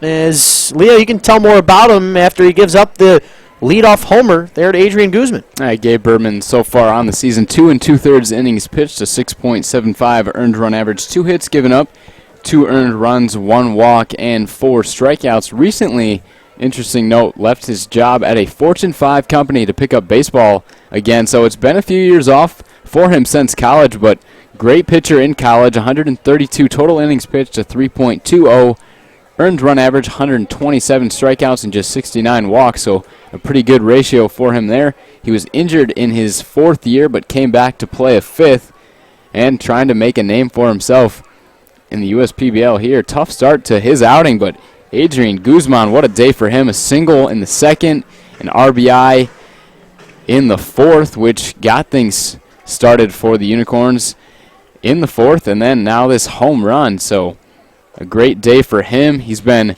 really picking things up with the bat. So Berman, meanwhile, going against the top of this Utica lineup now. Oliver on the night, 0 for 3 with a strikeout, a ground out, and a pop out. As this 2-2 pitch in on the hands, fouled off. But got to mention the night Salsbury had. Not a bad night. He just got completely outpitched by Donald Goodson. Salsbury on the night, 6 innings pitched, 2 earned runs on 7 hits, 2 walks allowed, but did have 4 strikeouts to his credit. Not a bad line overall. You got to be happy with that if you're Chris Newell, as Dallas Oliver, meanwhile, can't believe the called strike 3 there from the home plate umpire, Gary Wagon shoots, but that one's close enough, and with 2 strikes, you got to protect, as Oliver will head back to the dugout for his 2nd strikeout of the night. Yeah, and as the game goes on, something we have talked about before, the zone will expand a little bit for the home plate umpire, Gary Wagenschutz, being ever more generous to the pitchers as he usually is. It will expand as the game goes on. So that's a good comeback as well for Gabe Berman after the solo shot to Guzman, able to get Oliver looking. As Bonneke now standing in, looks at the 2nd pitch of the at-bat, evens the count up at 1-1. Bonneke with a single that started his night in the 1st, but since then a pair of ground outs to the corners, 1 to 3rd and 1 to 1st. Looks all the way through that one as that pitch misses just outside. Berman trying to make a name for himself on this roster as Bonneke on 2-1 fouls off this pitch out of play. Count at 2-2 at the moment. Bonneke, one of the 4 players in this lineup that has started every game. But so far, the story of the night, Donald Goodson and Coleman Poche for the Korns, is this one lofted into the grandstands. Looks like it's going to turn into a souvenir for a lucky fan. And not sure who I'm happier for, because I kind of know Goodson as he's been around the league since last year. Got to know him over the last year or so, but Poche, who was 0 for 16 like we mentioned earlier, coming into the contest tonight, started off 0 for 1 with the strikeout, but since then a single and a run scored that scored what technically is what would be the game-winning run tonight if the Beavers can't string anything across, and then he doubled in the 2nd run of the night back in the 6th, just an inning ago. So good stuff there from the center fielder as Bonneke ready for the 2-2. This one hit high and shallow into left field. Looks like Alec Olin's going to call off the 3rd baseman, TJ Ward, and rightly so. As Ward looks like he had a beat on it, but it was deep enough for it to be the left fielder's baseball. 2 up and 2 down after the leadoff home run off the bat of Adrian Guzman. So Berman limiting the damage as that fly ball carried enough for Guzman. Has given the Korns that extra insurance run.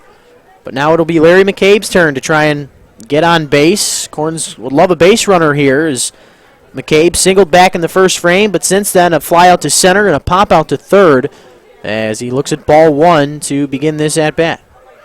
And McCabe, 1 home run this season, 1 of 4, actually 5 now that the Unicorns have hit after Guzman's home run. You mentioned Poche with his great offensive day, the diving catch in center field, a great start from the Unicorn starter Donald Goodson, whose night is most likely done. And we will probably see a reliever next inning. And also Guzman at the bottom of the lineup with the solo shot, 2 RBIs for him, 2 hits. Had a multi-hit game last game, which was a week ago against the Mammoths, another multi-hit game for him. So he might get a promotion in the lineup later in the weekend. And at the same time, kind of understand the approach, maybe keep him where he's at, where he's comfortable, sure. Allow him to keep that success and sort of use him as that double leadoff character in the lineup because, you know, of course, being in the 9th spot, you probably see more fastballs than you would normally more up in the lineup, but either way, loving what we're seeing from the bottom of this Utica roster tonight as McCabe works the walk on the 3-1, and the Unicorns have their first base runner of the inning with 2 outs, and now Jimmy Latona up to the plate, 0 for 2 with a walk, a pop out, and a fly out so far.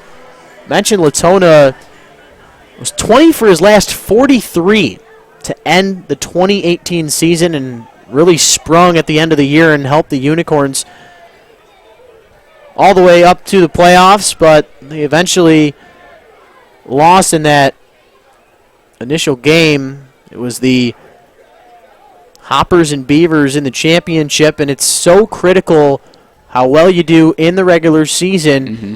It's kind of a phenomenon how is the 1-0 over there going to get in safely and thinking about third, but he blows a tire. Does McCabe over there at second base. Take a quick look. Larry McCabe on the season was 0 for 1 on the base pass, so now 1 for 2. So a good sign there from the left fielder. But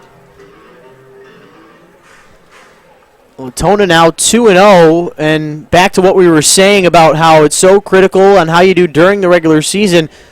But it's kind of a phenomenon how no matter how well you do, you could be a team in first place with a 700 record, right? And then you could be the team in 4th place, and your record's at say 450 or something like that.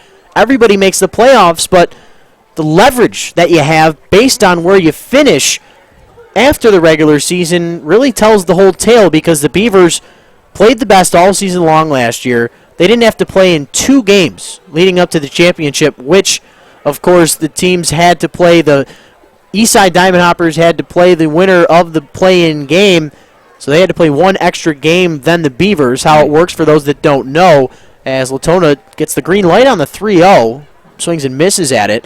The team who finishes in 4th place plays the team who finishes in 3rd place for the first initial game, and then the winner of that game goes on to play the next day on Saturday against the team that finishes in 2nd. And then if one of those 2 teams that plays in the first game happens to beat the team on Saturday, then they'll have played 3 games in 3 days against a team who has yet played in maybe a week's time.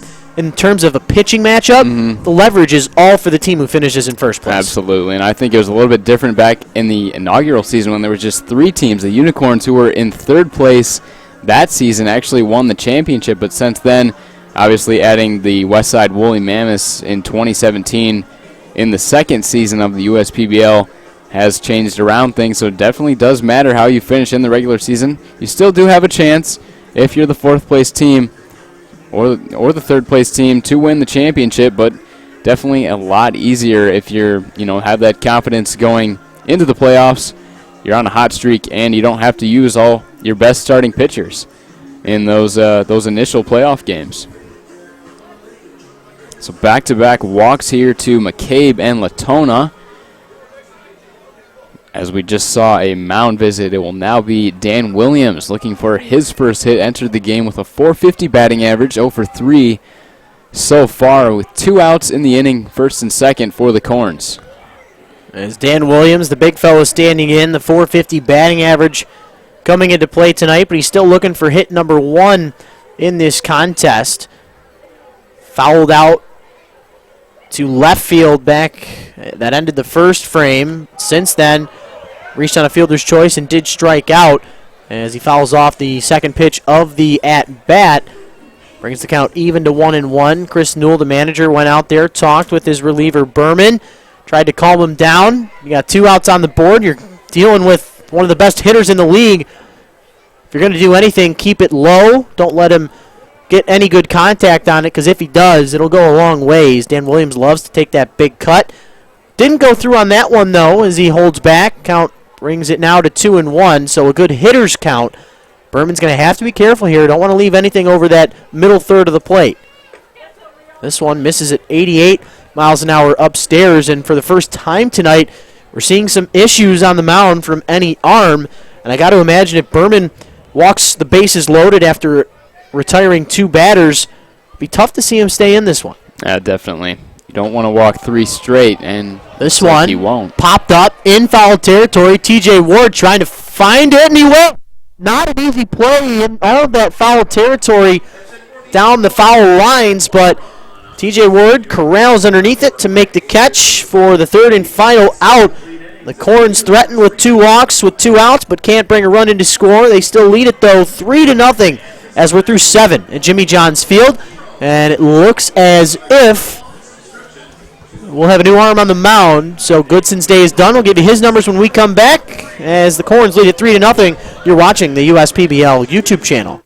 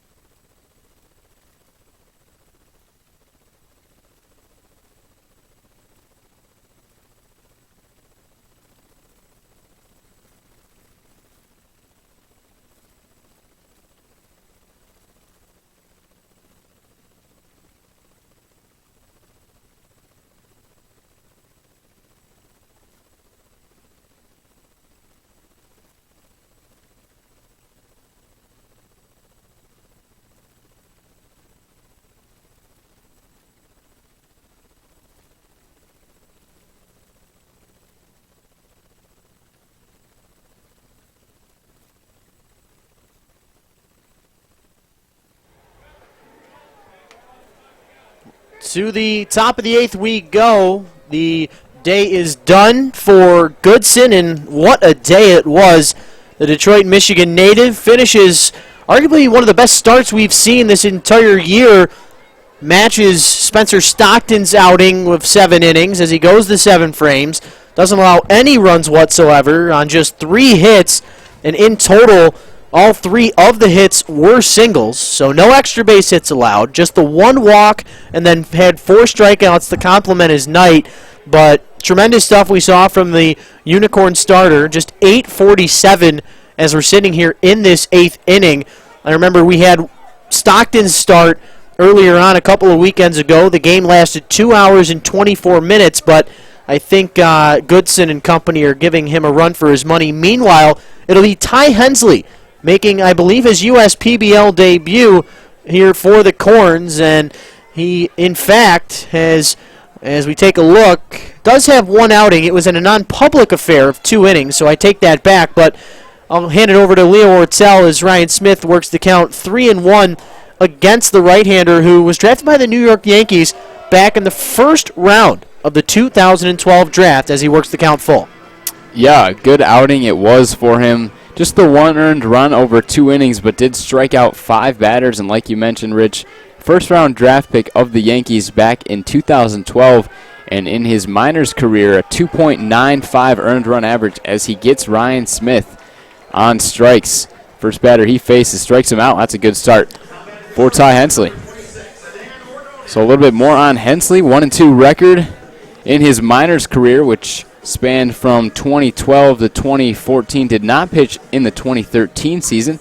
A 2.95 ERA in 42 2/3 innings pitched. Primarily used as a starting pitcher. 27 hits in those 30 2/3 innings. Just 2 home runs. Actually, 3 home runs given up. 18 walks and 54 strikeouts in 42 2/3. So striking out over a batter per inning. That's definitely numbers you want to see, especially from a starter. And already on this this young USPBL season, 6 strikeouts. That's good stuff. 6 strikeouts through 2 1/3. This one, 93 miles an hour. The slow roller getting caught up in the grass. The man at the hot corner, Colin Rideout over to Dan Williams at first. 5-3 putout is recorded. 2 up and 2 down. Start this top of the 8th, and all of a sudden the Beavers down to their final 4 outs. Yeah, it's really been another tough offensive day for the Beavers. Same story as last night. Actually less productive, as they did put up a few against the Mammoths, but just 3 hits. Like you said, Rich, another dominant starting pitching performance from Donald Goodson, able to stretch him out a little bit longer, going 7 innings, which makes it a lot easier on the team. You don't have to use as many bullpen arms, but they've got a good arm out there right now in Ty Hensley, who has retired the first 2 batters of this inning. Top of the lineup in Ryan Kemp. Up here, Kemp so far just an infield single, 1 for 3. Popped out to second base back in the first and grounded into that double play back in the third. So still hitting .333 overall this season. The 1-1 to Kemp. 90-mile-an-hour fastball on that outside corner. Kemp tried to hold back, could not. Looked like it also ricocheted off the bat, so technically a foul ball right into the mitt of Jimmy Latona. But Skip Essien got to be loving what he's seeing from his staff, not just tonight, but in the season as a whole, as the Unicorns, without a doubt, the best team so far through the first couple of weekends here at Jimmy John's Field. Absolutely. Not just offensively, more so the pitching has just been tremendous for them. Donald Goodson has been excellent for the Utica Unicorns. There's been a few other pitchers that have got the job done as well. Spencer Stockton, another good starter for them. And some pretty good offensive production today, especially from the bottom half of their lineup, with Coleman, Poche, Colin Rideout, and Adrian Guzman carrying the weight of the offense.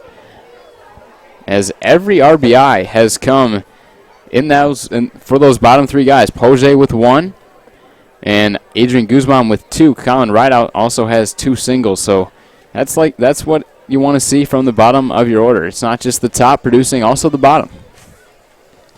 Any given day, somebody's going to step up and be the reason for the victory. Today it was Goodson and Poche and Guzman doing the job as Ryan Kemp, meanwhile, on the pitch ends up earning the base on balls.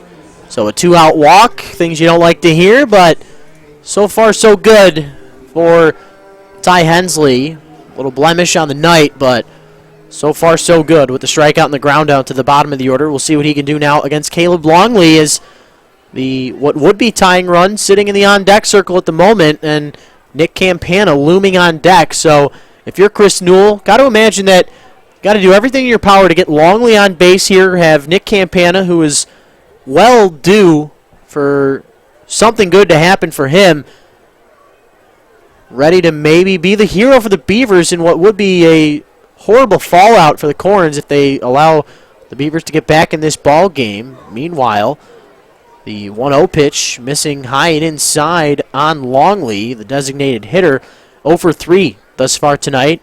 A pair of strikeouts, one via the swing and miss, one via the look, and then also grounded out to third base, over there to right out, back in the fourth. And still some baseball to be played. They've got 4 outs left, so you never know what they can do. And like you say a lot, Rich, the Beavers always seem to be in the game. Obviously couldn't hang with the Mammoths last night. It was tough to, go up against that lineup yesterday. Just an offensive outbreak with 14 hits and 10 runs.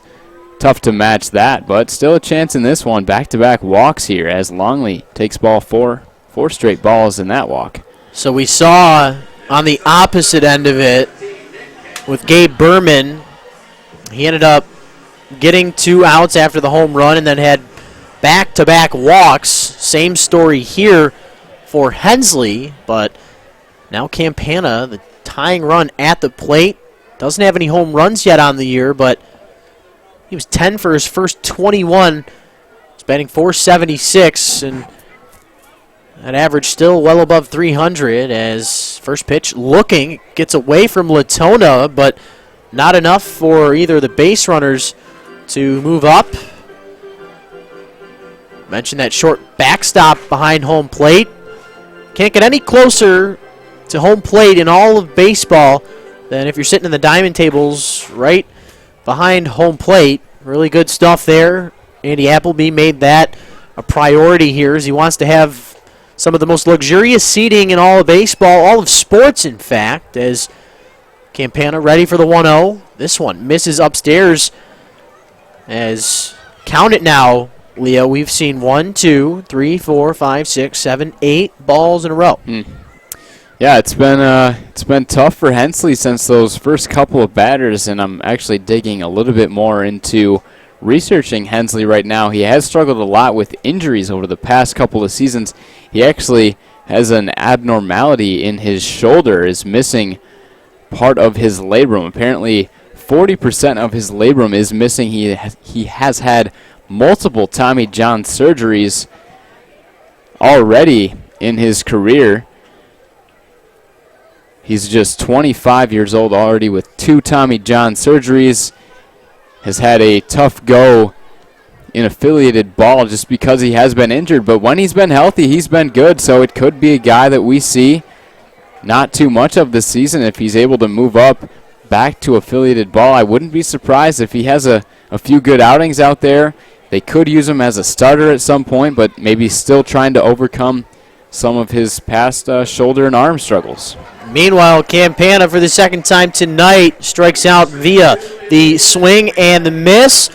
He ends the inning as he starts it, does Hensley, with a couple of strikeouts in the frame. We're through 7 1/2. It has been all Utica in this one. They lead it 3-0 in what they hope is their last at-bats of the night here in the home half of the 8th. You're watching the USPBL YouTube channel.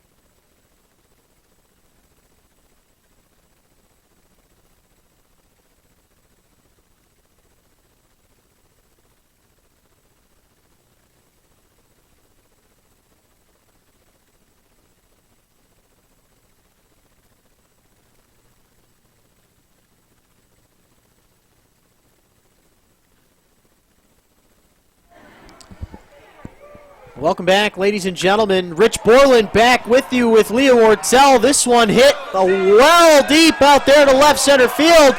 Don't even know where it went. Into the woods. Austin Maltby with his first home run of the season. He was just 3 of, count it, 14 on the year coming into this at bat. Drives in the 4th run of the game. Second solo shot of the night for the Utica Unicorns, and the added insurance right there.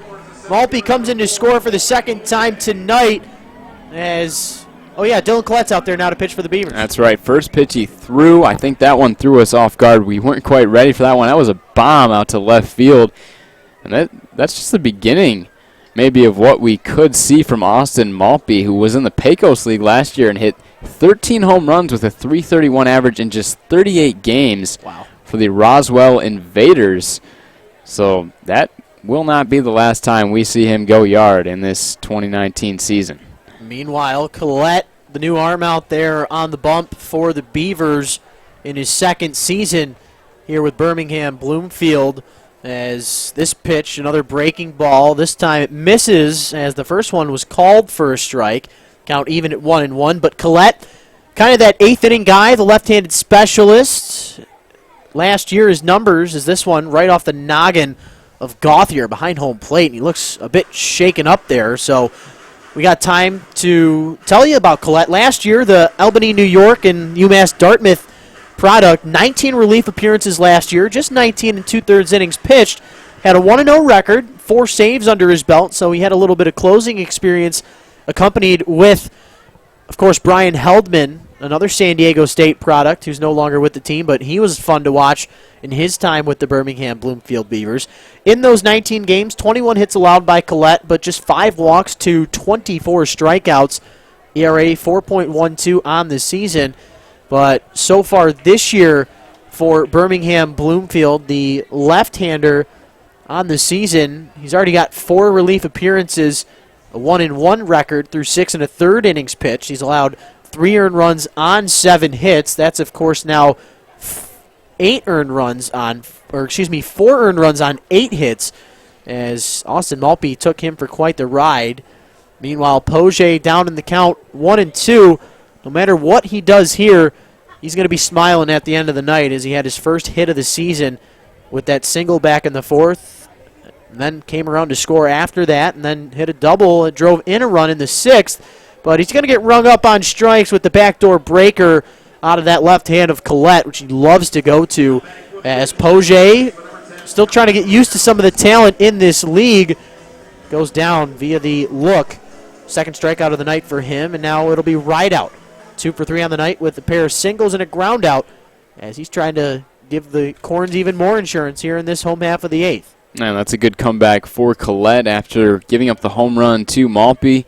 Striking out Poche, looking in a bottom of a lineup that has been a very difficult a lineup to get out. These 7, 8, 9 hitters have been the main producers. Actually now 6, 7, 8, 9, the bottom 4, with Maltby now with that RBI, driving in himself with a solo shot.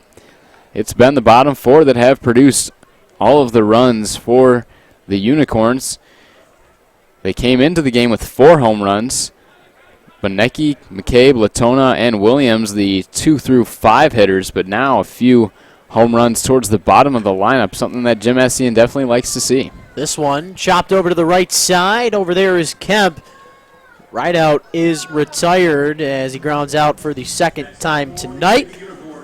After the leadoff home run for Maltby, a couple of outs have been recorded, and now here comes Adrian Guzman, who hit his 2nd home run of his USPBL career, 1st of the season, as he hit the solo shot.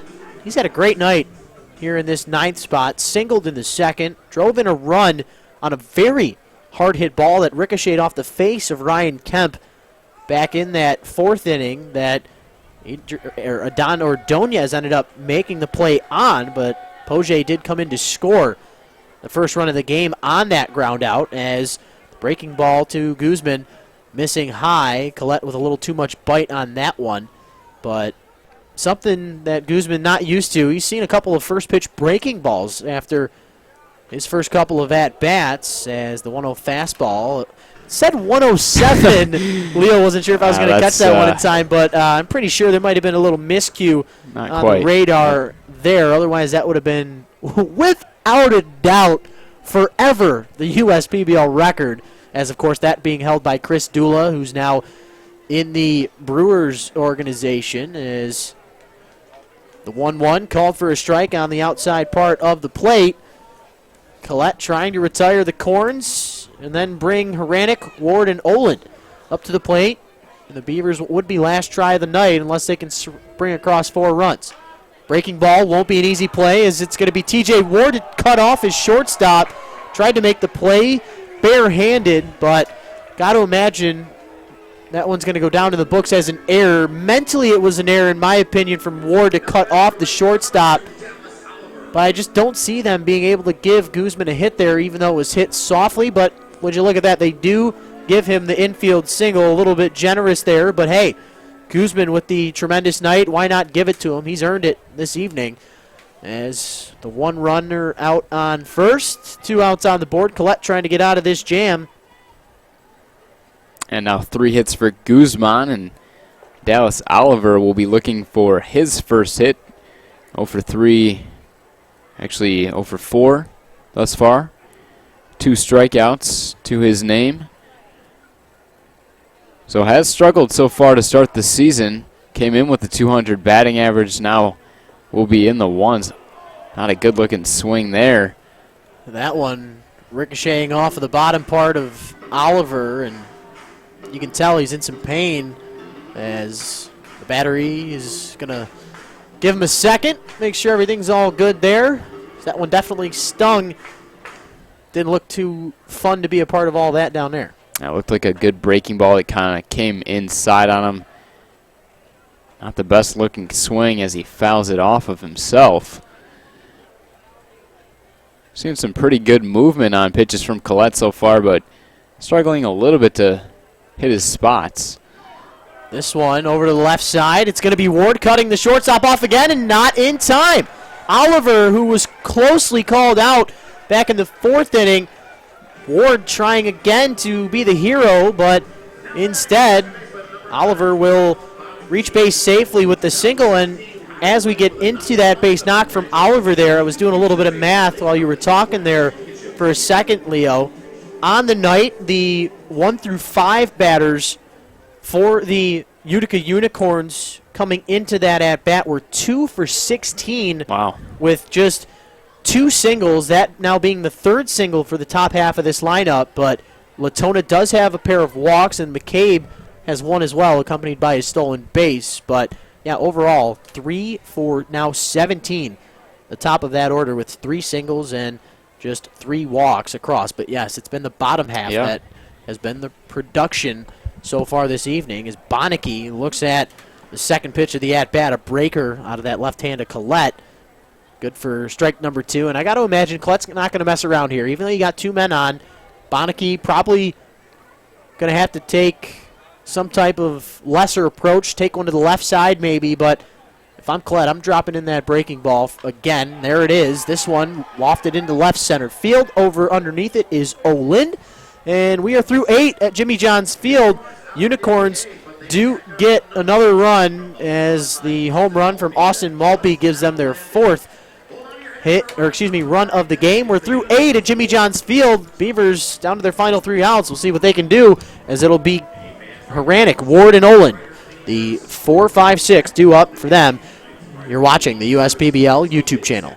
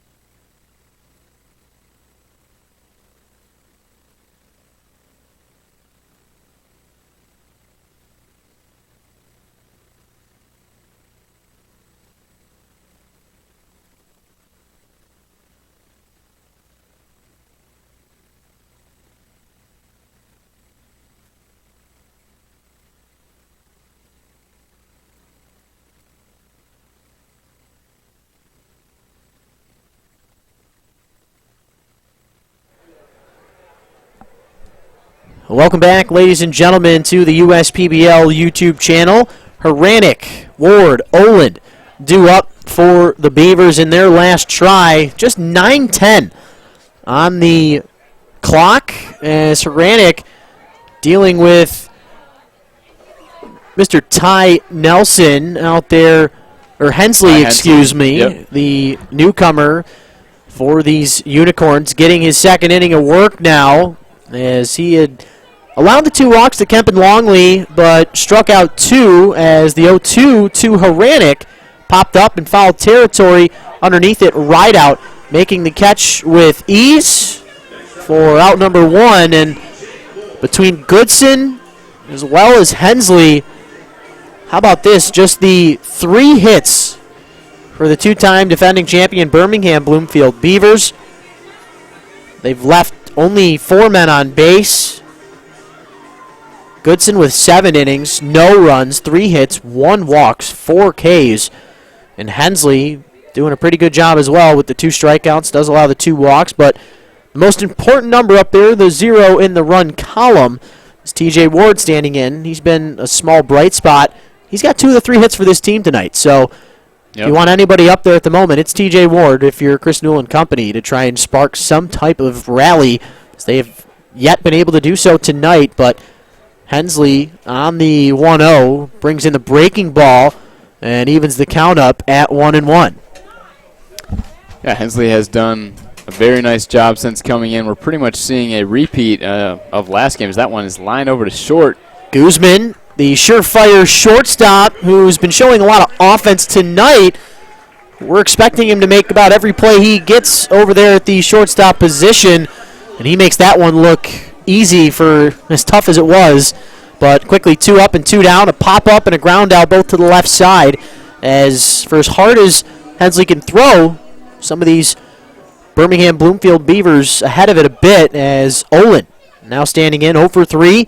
If I'm Coleman Poche, I'd be ready. He's been hit to twice so far tonight from Olin with a pair of flyouts. Also grounded out to the man who just made the play, Guzman, back in the 5th inning. But 0 for 3 so far, looking for his first hit. But overall, it's been nothing but the Unicorns as the Beavers down to their last out. And that breaking ball, part of the reason this man was drafted back in that first round by the New York Yankees in 2012. Absolutely, and we see him not only using that fastball effectively, back-to-back breaking balls right there. Wouldn't be surprised if he goes back to the high fastball here to try to end this ball game. 1 strike away. I'm calling curveball. The 0-2. There was the right. curveball right over the heart of the plate, but it looks like it'll be Guzman to not end this one. Dan Williams with a good stretch. We've seen that a couple of times tonight where first base umpire not giving the benefit of the doubt to the Unicorns defense. It's the 3rd one we've seen tonight that's been somewhat controversial, but in the end, the Beavers get their infield hit. Olin, 1 for 4 on the night. His night will end unless something crazy happens, but Gauthier, who's over 3 as well, reached on a fielder's choice that ended the 2nd inning. A fly out to right and a line out to center. See if the Beavers can somehow put something together with their bottom of the lineup, which has been the only way the Korns have been able to produce runs this evening, as Hensley paints that outside black for strike number 1 against Gauthier. Yeah, we saw him. He was effective with back-to-back-to-back breaking balls. Last at bat, should have got that out probably, but his fastball command is there right now. And there it is, that one at 89. Does miss upstairs, probably a lot more than Hensley would have liked. Gauthier works the count 1-1, but I mean, I still can't get over how well Goodson pitched. I saw him for a brief second, didn't really talk to him, kind of just walked by him, gave him the fist bump, said good luck tonight, and didn't really need any of it as he mowed down that competition. As Gauthier now down in the count 1-2. Hensley trying to get the 2-out unofficial save as the 1-2 brings in. Breaking ball in the dirt at 79. Good eye there from Gauthier as Latona trying to end this game via the check swing, but first base umpire said he did not go around. The count now even at 2-2.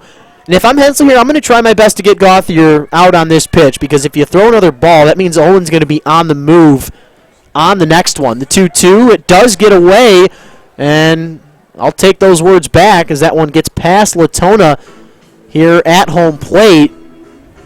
In the end, I'm guessing it's going to be a wild pitch, but Latona probably could have showed a little bit more effort there on that one, but you're up 4-0 late in this game. Understand where the head might be. Yeah. As the count now 3-2. So you're looking for the shutout, too. Yeah, especially that. You want to keep the Beavers off the board, make that loss hurt that much more, and that'll do it. Swing and a miss from Goodson. This one, the Beavers break in this Utica get their 6th win of the season and have separated themselves from the pack immensely.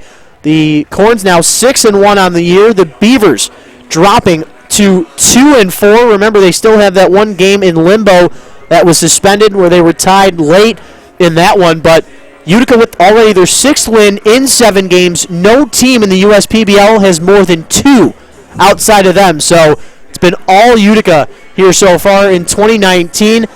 And this, got to give credit to Donald Goodson. For those that didn't hear, 7 innings pitched, no runs on 3 hits, just the 1 walk allowed with the 4 strikeouts. Leo, your thoughts on this tremendous pitching performance from the Utica Unicorns? Yeah, absolutely incredible once again from the Unicorns. Entered with a 2.67 team ERA that will continue to go down after this one. Like you said, Donald Goodson, 7 innings of shutout baseball, 4 strikeouts, and Ty Hensley comes in his 2nd relief appearance. Another good appearance for him. Did walk 2 batters, but struck out 3 over 2. And to talk a little bit about the offensive production from the Unicorns, the bottom of the lineup, like we said, got it done today. Austin Malpe with a home run. Coleman Poche with a few hits. An RBI double into the right center field gap. Colin right out.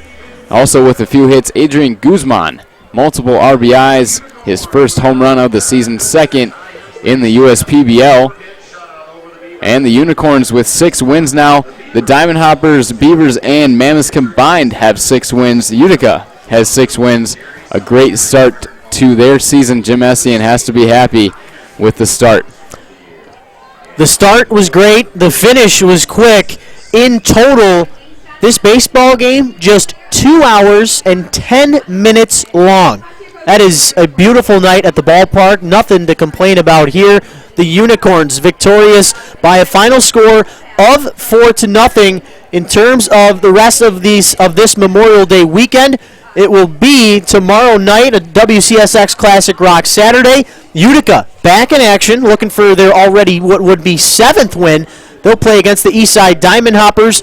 And, of course, on Sunday, the Hoppers will face off against the Mammoths in a crosstown rivalry matchup. Bark in the Park on Sunday, bring out all the pups. And then on Monday, of course, our Memorial Day and USPBL military hat giveaway. And it's also $1 day at the ballpark. $1 hot dogs, $1 soft drinks, waters, and $1 chips. So we hope to see everyone else out at the ballpark this weekend. But for my broadcasting partner, Leo Ortel, my name's Rich Berlin. You stay classy, Utica.